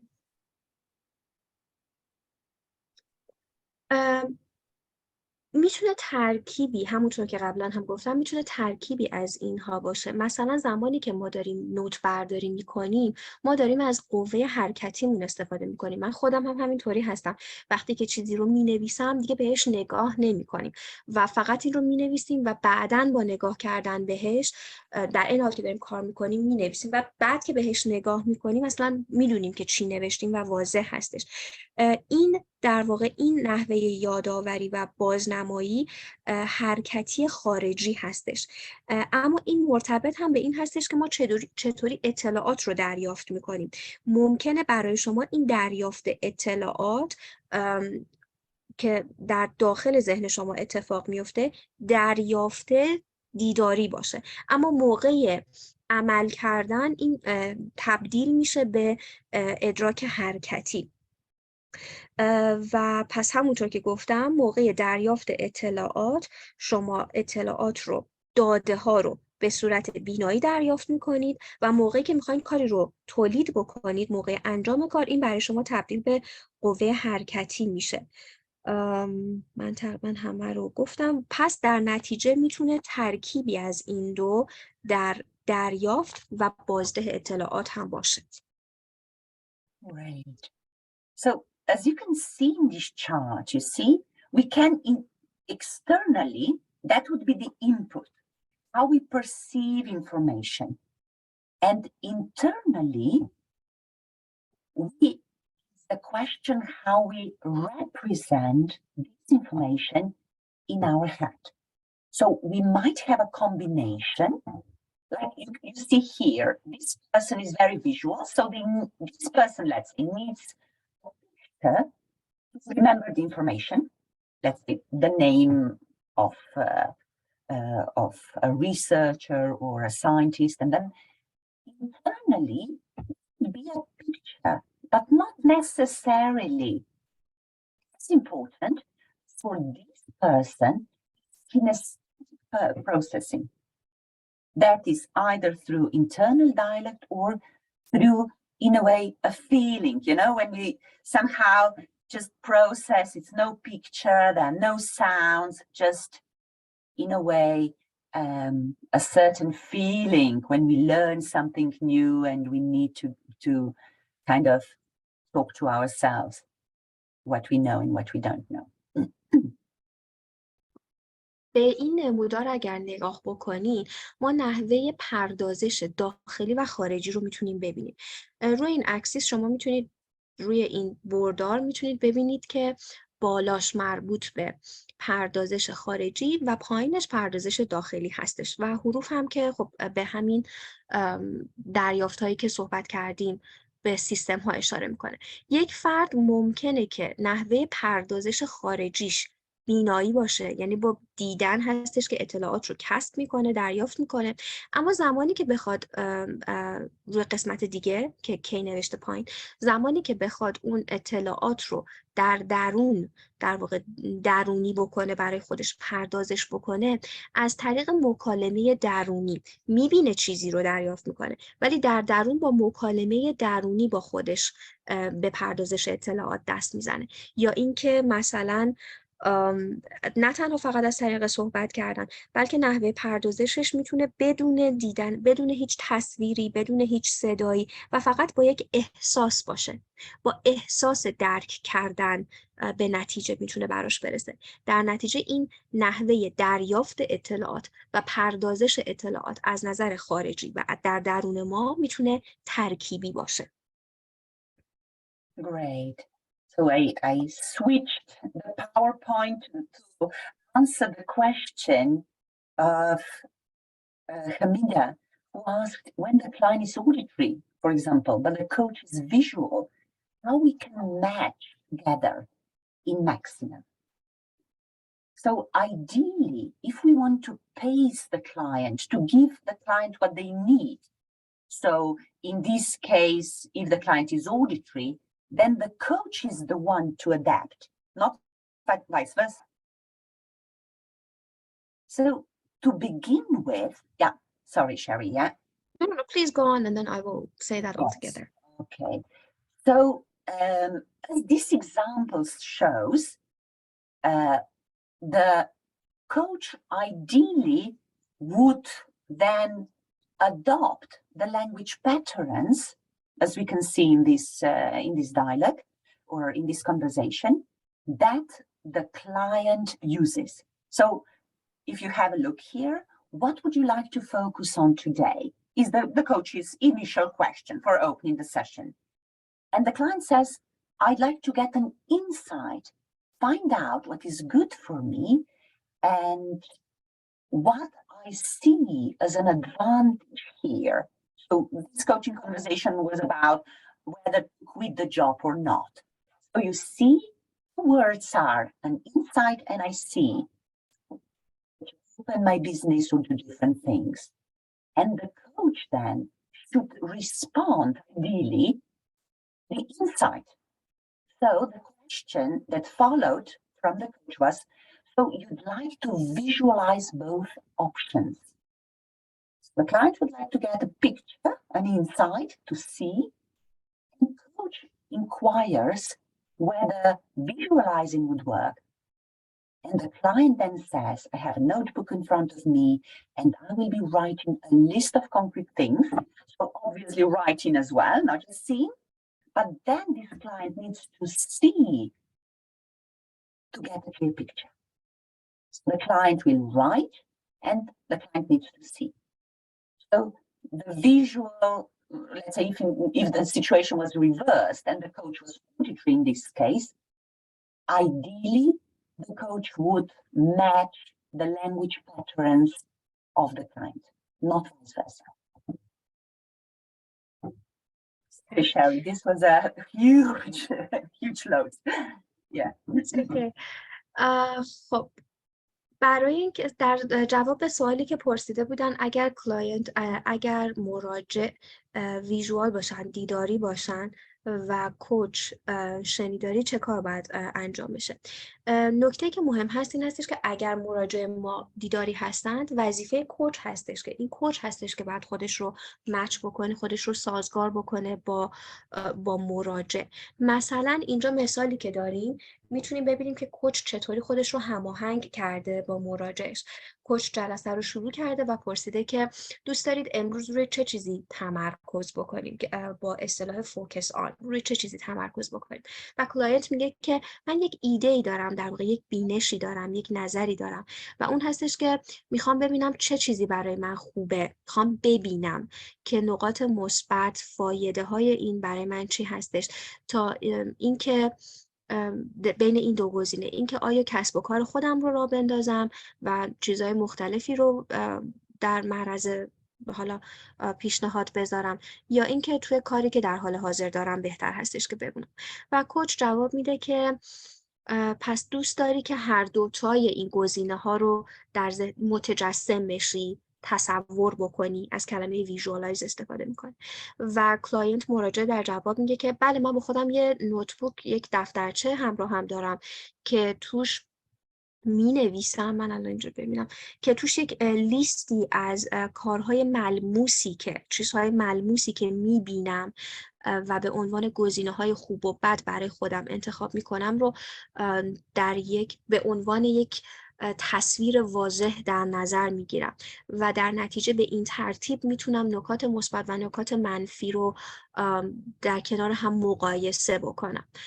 این مثال از گفتگو نشون میده که چطور کوچ متوجه شده که مراجعش دیداری هست و میتونه خودش رو هماهنگ بکنه، خودش رو سازگار بکنه در مسیری که با مراجعش قرار داره و از اون کلمات استفاده بکنه تا بتونه حمایت بیشتر و بهتری برسونه.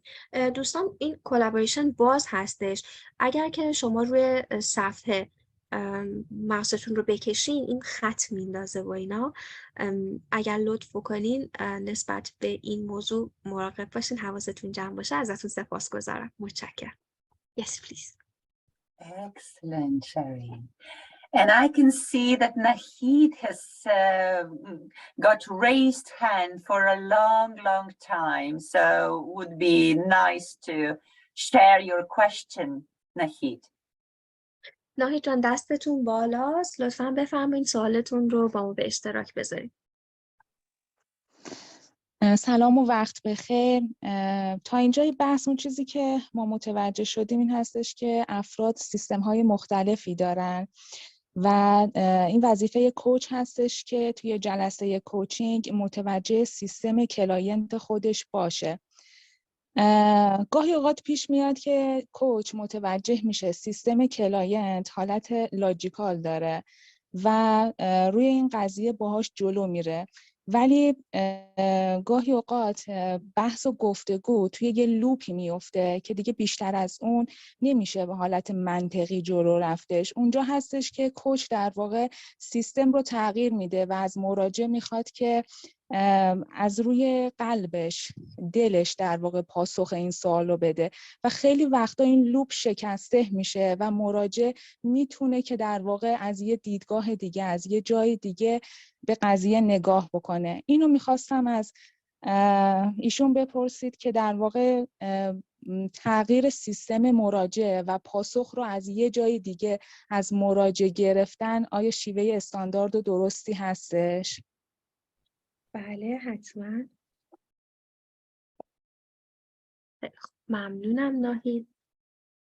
Okay. So first she summarized by saying what she has understood so far, that people have different systems and it is the coach's responsibility. It is up to coach to understand, to perceive the client's system. And sometimes the coach realizes that the system of the coach is, for example, logical, which I suppose she means kinesthetic. Internal dialogue, probably. Internal dialogue. And so that is how the conversation proceeds. But sometimes they get stuck in a loop and logic will no longer help them. And therefore the coach might ask the client to listen to their heart and to look at the problem, to look at the situation from another perspective. And so here's the question, and that might work, but here's the question that Nahid has. Is this shift, this asking the client to change their system and getting response from it via this change, is this a standard? Is this okay according to what we have learned so far? Yeah, what I would like to share with you and point out is that addressing or tuning to the representation system of the client works to create rapport. That's what we get in the end, you know, that we are in good relationship. However, our clients often need something else. They need to step out of their system. They need to shift a perspective. And of course, talking about representation system, also that could be learned. We could change our system. It's not fixed. What I'm saying is that we need to pace or mirror the client's representation system to get rapport, to kind of step into the world of the client, that the client feels understood. And then, of course, we might make a shift. And it's likely that the client will respond. Okay. اون چیزی که باید الان مد نظرمون هست و مورد توجه هست این هستش که ما همه این سیستم ها رو داریم در واقع کار میکنیم روش، یاد میگیریم که به ما کمک بکنه تا اون رپور یا اون رابطه همدلی درست و عمیق رو با مراجعمون بسازیم. در واقع اینها ابزاری هستن که به ما کمک میکنن اون رابطه درست و عمیق رو بتونیم با مراجعمون بسازیم تا بتونیم حمایت بیشتری بهشون بدیم. اما ممکنه بعدش نیاز باشه که تغییری در این سیستم ایجاد بکنیم و این کافی نباشه برای اینکه ما بخوایم جواب رو بگیریم و در اون صورت این هیچ اشکالی نداره.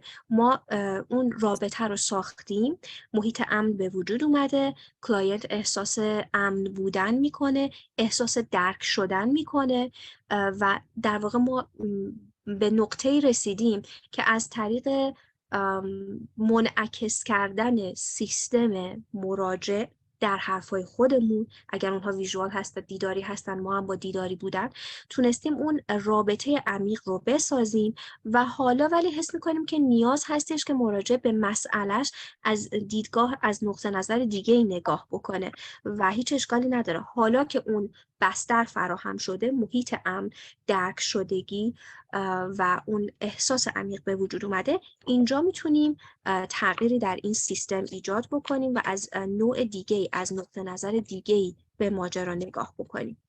براتون شفاف هست خانم ناهید؟ بله کاملا برام شفاف شد. فقط یه سوال دیگه هم میتونم بپرسم؟ حتما، خواهش میکنم، بفرمایید. در رابطه با مراجعینی که میگن من در واقع برای آنالیز کردن و تصمیم گرفتن راجع به یه چیزی حتما بایستی اون دیتاها، اون موارد رو در ابتدا بهشون فکر بکنم یعنی باز هم میاد از سیستم فکری و منطقیش داره استفاده میکنه. ولی برای اینکه در نهایت بتونم تصمیم بگیرم حتما باید این رو قلبم به من بگه تا من راجع به یه چیزی گام بردارم. یعنی همزمانی 2 تا سیستم رو با هم دیگه داره. اونجا واقعا کوچ چجوری میتونه این سیستم رو براش بالانس بکنه که هم بتونه از فکرش استفاده بکنه، هم بحث دلش رو داشته باشه و اون دیتاها و اون موارد، اون اطلاعات رو بتونه آنالیز فکری بکنه ولی در نهایت با قلبش بتونه تصمیم بگیره. یعنی میپرسین که وظیفه کوچ اینجا چی هستش که چطور بتونه این بالانس رو ایجاد بکنه، درسته؟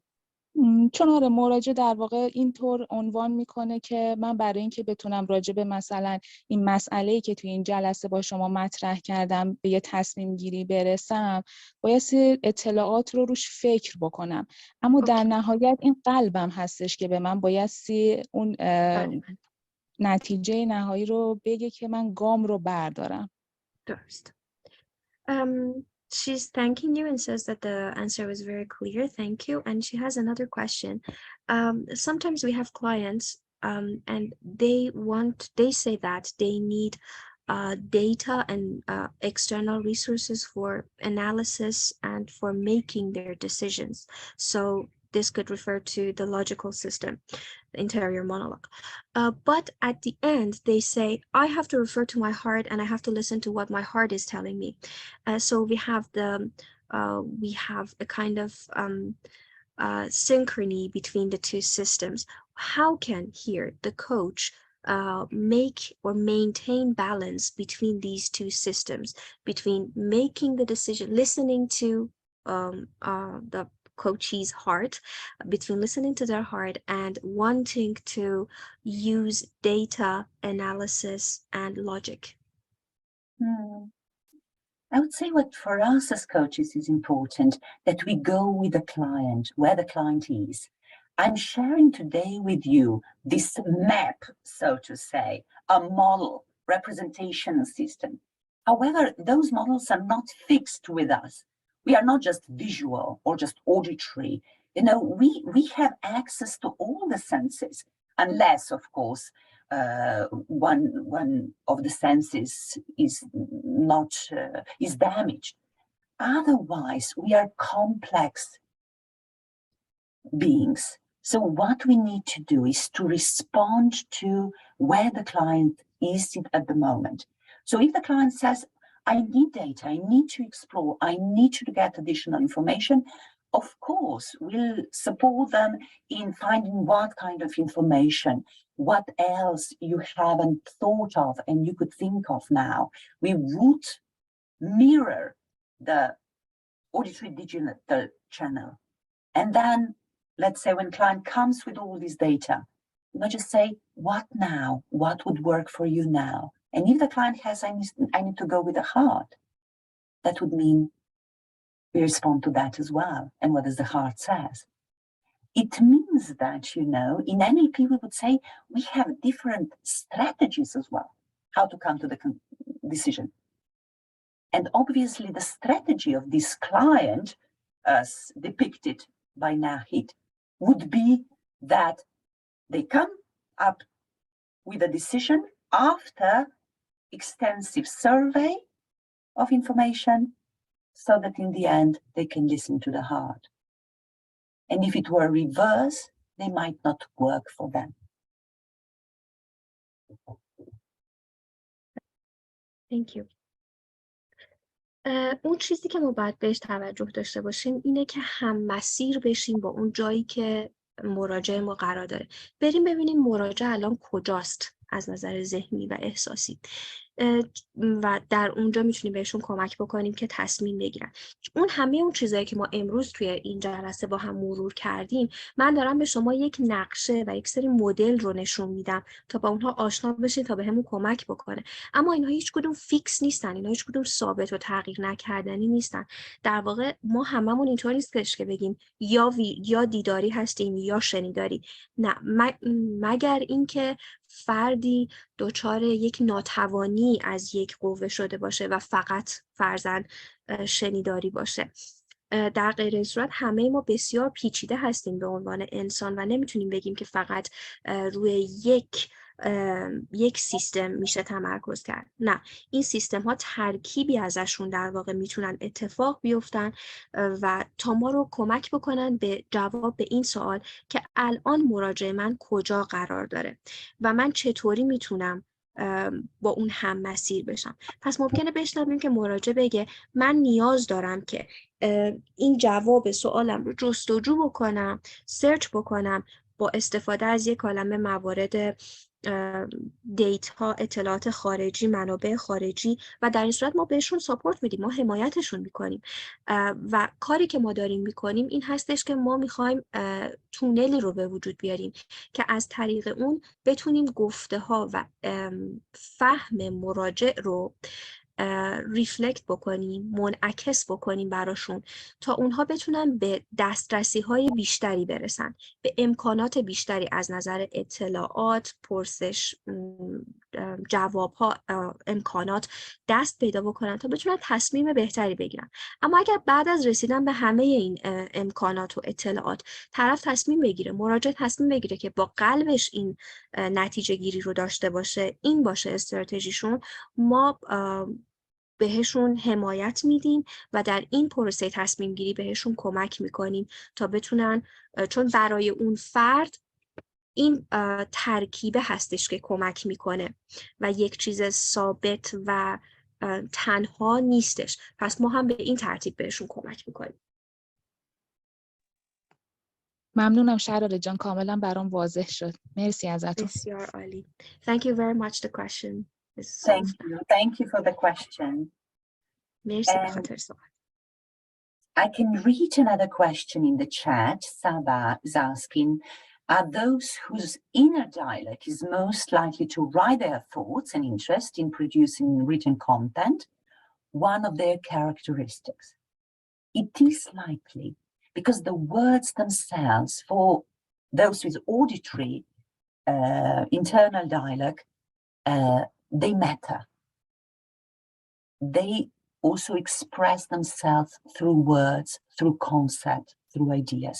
And it is likely, of course, we cannot always, we can never say for sure, because each of us is individual.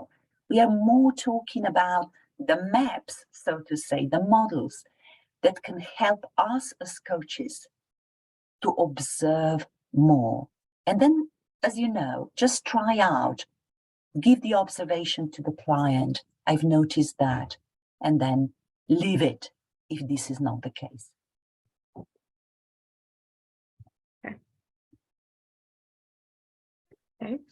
سوالی من وقت دارم برای یک سوال و یک سوال بیشتر و از سباز پرسیدن که اون افرادی که بیشتر مکالمه درونی در اونها فعال هستش امکان داره که بیشتر افکارشون رو بنویسن، علاقه‌مندی هاشون رو در نوشتن بتونن توصیف بکنن، چیزی که من متوجه شدم. و این چطور هستش؟ آیا این به این معنی هست؟ و پاسخ این هستش که بله، به احتمال زیاد همینطوره. اون افرادی که شنوایی هستن، سیستم شنوایی در اونها بیشتر فعال هستش، صداها براشون خیلی مهمه و معمولاً، نه قطعاً و همیشگی، ولی معمولاً افکارشون رو، عقایدشون رو در قالب کلماتی مثل مفاهیم، افکار بیان میکنن. نکته‌ای که ما باید به خاطر داشته باشیم این هستش که اینها چیزایی که امروز کار کردیم نقشه ها و مدل هایی هستن که به ما در مشاهده مراجعمون کمک میکنن تا ما مشاهده دقیق تری از مراجعمون داشته باشیم. و البته هرگز نباید فراموش بکنیم که انسان ها بسیار پیچیده هستن، اما ما با دسترسی به این ابزار میتونیم مشاهده بهتری رو داشته باشیم و بعد به مراجعمون کمک میکنیم که اون هم بتونه گزینه‌های خودش رو بهتر ببینه و بعد رهاش میکنیم، تصمیم رو میذاریم پای اونها. و اگر که به نتیجه رسیدیم، به مشاهده رسیدیم و دیدیم که کار نمیکنه، این برای مراجع اون چیزی که خودش فکر میکنه نیست، اونجا ما باید منعطف باشیم، رهاش میکنیم، اونجا دیگه زیاد روش پافشاری نمیکنیم. واضح هست براتون؟ شفاف هست دوستان؟ Super. اگر شفافه لطفاً یکی از این ریاکت‌ها رو بذارین. مرسی. Okay, There so was another question by Manise. Manije, right? Manise, thank you. Yes. How does NLP help decide better?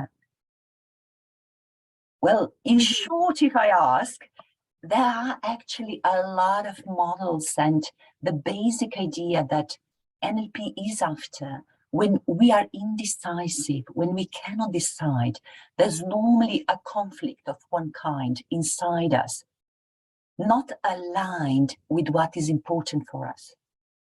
For example, if we want to get a job, decide for another job, and when everything works perfectly with us, it's close to the home where I live, because my home, being close to my home is important. There will be possibility to grow. The people are great. And if all these are values, of course we'll go for it. But when our values are being compromised, it's not easy to decide. So amongst other very many models that NLP uses in deciding better, the most important is searching for alignment of what is important for us. And the tool is rather comprehensive, but yes, perhaps in short, the answer would be there is a tool to help us decide in NLP how to solve the conflict in us. در جواب به سوال خانم منیژه که پرسیده بودن چطور NLP به ما کمک میکنه در تصمیم گیری، باید به خاطر داشته باشیم که تصمیم گیری پروسه خیلی آسونی نیست. خیلی وقتا جلو عقب رفتنهای زیادی داره و این خیلی پیش میاد که ما نتونیم درست تصمیم بگیریم. NLP مدل های مختلفی رو به ما ارائه میده، ولی ما باید اون چیزی که ما باید توجهمون بهش جلب باشه این هستش که باید ببینیم چیزی که برای ما مهم هست آیا هماهنگ با اون چیزی که ما میخوایم، تصمیمی که میخوایم بگیریم آیا هماهنگ هست، همراستا با چیزی که میخوایم هست یا نه. و مثالی که میتونم براتون بزنم این هستش که مثلا من بین دو راهی هستم، میخوام یک شغل جدیدی رو انتخاب بکنم. شغل جدیدم، محل کارم نزدیک خونم، محله خیلی خوبیه، آدمای خیلی خوبی هستن، اما اتفاقی که توی این مسیر میفته، تعارضی که وجود داره این هستش که ارزش‌های من، چیزهایی که برای من ارزش هستن دارن تحت خطر قرار میگیرن و اینجا من نمیتونم تصمیم بگیرم. پس در واقع توی این مثال، با توجه به این مثال متوجه میشیم که ما چیزی که باید بهش فکر بکنیم این هستش که به دنبال تصمیممون با اون چیزی که برای ما مهم هست باشیم. اما به طور خلاصه میتونیم بگیم که NLP به عنوان یک ابزار میتونه به ما کمک بکنه در پروسه این تصمیم گیری تا بهتر بفهمیم که آیا ارزش‌های ما اینجا در راستای تصمیمی که میخوایم بگیریم و چیزی که به ما کمک میکنه هستند یا نه. Great. Thank you, Sherry. This has been quite an achievement as well, translating 2 hours of long answers that I was giving and my presentations. Wonderful. You've been great. And Thank you. I'm aware that we are approaching the end of our session or webinar. So I'd like to thank everybody for the questions. So there are some more questions I can see in the chat. So tell me how it works for you. It's probably important to also finish on time. Or با توجه به اینکه نزدیک پایان وبینار هستیم، میخوام ببینم که چه نظری داشتین، چه سوالی دارین. اگر مسئله‌ای هست لطف کنید بفرمایید. در غیر این صورت چون زمان ما به پایان رسیده باید جلسه رو تموم بکنیم. شرارeh جان، من یه لحظه ورود کنم. حتما است. Yeah, Bernarda, thank you for generosity for more time. Just one question left. If you have time, I can ask people to stay just to answer that question, but we are open to finish the room on time. All right. So what I wanted to finish with was perhaps with this saying, quote of Alfred Korzybski, saying that the map is not a territory, which is one of the bases of NLP. You know, I've been sharing these maps today, representational systems, which are only maps, but each of us is individual, unique human beings. So we can't say, you know, that, let's say, the menu in a restaurant is the dish already. And in the same way, we can't say that all these models that we try to use as coaches to understand each other better are enough. I guess keeping the curiosity and explore and simply dig deeper into the client's experience is what we are after. So that's what I would want to finish with. And the person who asked this question, I'll just stay on webinar, so this person might be staying as well, and I'll be happy to answer. And I would like to greet everybody who's stayed so far to say goodbye if they need to go. Thank you. مایل هستم که اول توجهتون رو به این گفته، به این جمله که اینجا گذاشتم جلب بکنم که میگه نقشه تمام قلمرو نیست. در واقع این خلاصه ای هست از همه آنچه که من میخواستم امروز براتون بگم. من شما رو با نقشه ها، با مدل ها و سیستم هایی در NLP آشنا کردم، اما این به این معنا نیستش که اینها همه چیز هستن و یا همه افراد در یک مدل خاص خلاصه میشن. همونطور که گفتم ما پیچیده هستیم و همونطور که وقتی که شما میرین رستوران غذای رو سفارش میدین، منویی که میگیرین با اون غذایی که دریافت میکنین متفاوت، یکی نیستش. همینطور میتونیم بگیم که انسان‌ها در مدل‌های خاص به تنهایی خلاصه نمیشن و هر کسی منحصر به فرده و پیچیدگی‌های خاص خودش رو داره. توجه به این نکته خیلی خیلی میتونه به ما کمک بکنه.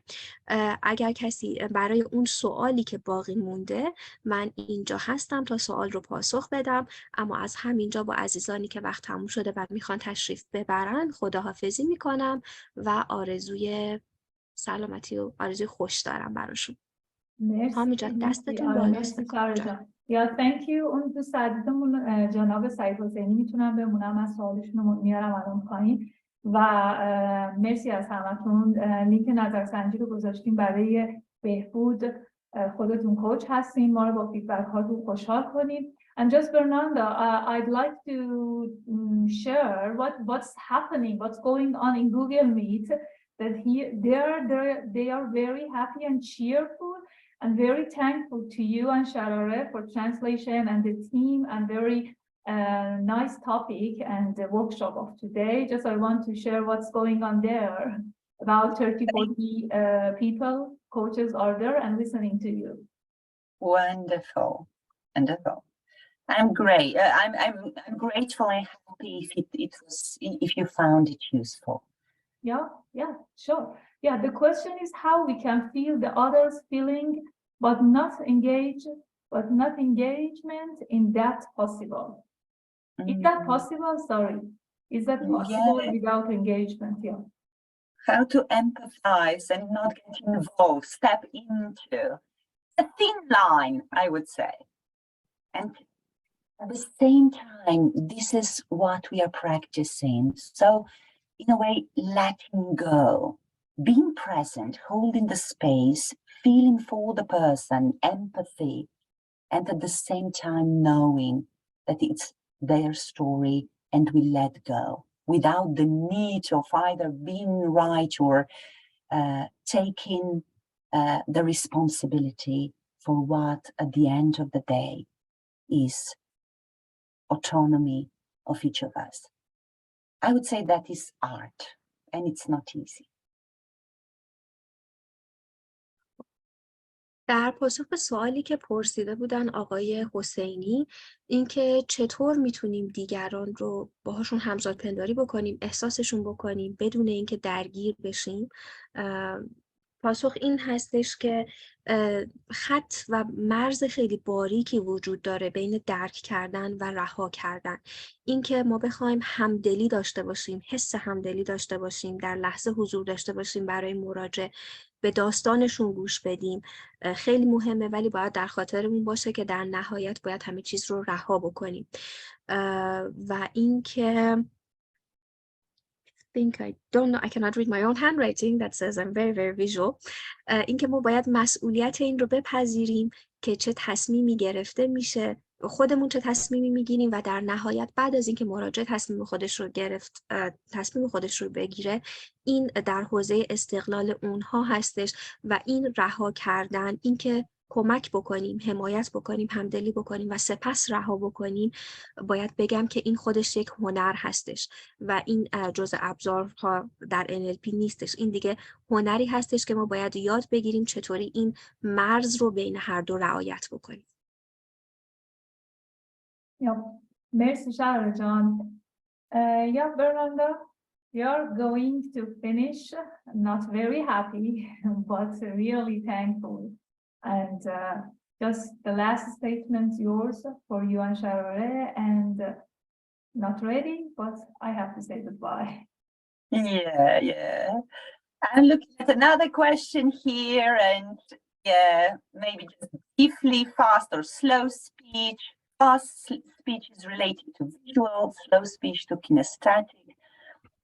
Yes, when we are in good rapport, when we are in contact with another person, it happens naturally that we mirror this person and we get faster. So the wish for good contact is a good starting point for adopting and developing the style of our speaking, and also the flexibility in our style. Hopefully this answers also the question of Manija.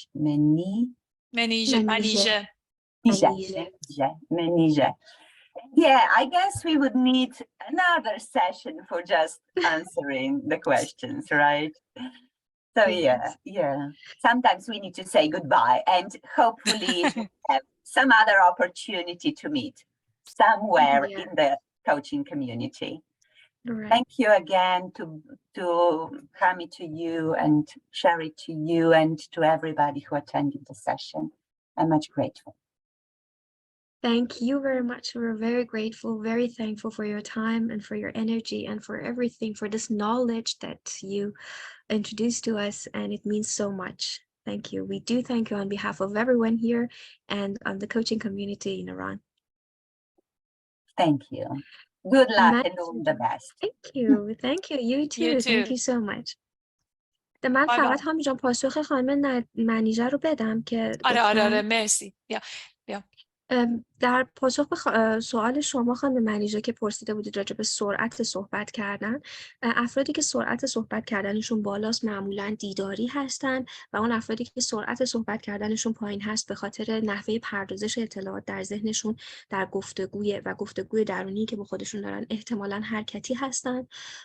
و اینکه ما باید بیشترین کاری که میتونیم انجام بدیم این هستش که ابتدا اون راپور، اون احساس رابطه عمیق همدلی رو باهاشون بکنیم تا اونها احساس امنیت بکنن و بتونن از این بین در واقع دو قوه بتونن بالانس و هماهنگی ایجاد بکنن. معمولا وقتی که کسانی ویژوال دیداری هستن سریعتر صحبت میکنن، ما هرچی بهشون نزدیکتر بشیم از نظر فاصله فیزیکی سرعت صحبت کردنشون ممکنه بیاد پایین تر و برعکس. اما این نمیشه گفت قانونیه که همواره در مورد همه صدق میکنه و چیزی هستش که در اکثر مواقع میتونیم بگیم صحت داره. و اینکه در نهایت ممکنه ما به جلسه دیگه برای پرسش و پاسخ نیاز داشته باشیم. اگر که فرصتش باشه در جامعه کوچینگ این اتفاق بیفته حتما به سوالات بیشتری برای همه شما پاسخ خواهم داد. درود به همه عزیزان. بچه‌ها امروز دوستان آخرین وبینار خارجی بودش. با نظرسنجی‌های شما انرژی می‌گیریم برای اینکه بتونیم دوباره از این رویدادها بیاریم و مهمانان عزیز و مستر کوچ دعوت کنیم. به خدا میسپارمتون تا سه شنبه که برنامه‌های فارسی هنوز ادامه داره می‌بینیمتون. Thank you Bernarda, thank you Sharareh, thank you team حمیده از این chat and have a very good day. And you have a good weekend Bernarda. Thank you. Thank you, and a good start of the working week, I hear, with you. Yes. Saturday. Keep talking. That's it. Yeah, interesting, great. Tami, I just wrote in a chat a message, so I'll just to you privately. So we'll talk later. Yeah. Bye, everybody. Thank you. Bye. Thank you very much. Have a good one. Bye-bye. Bye.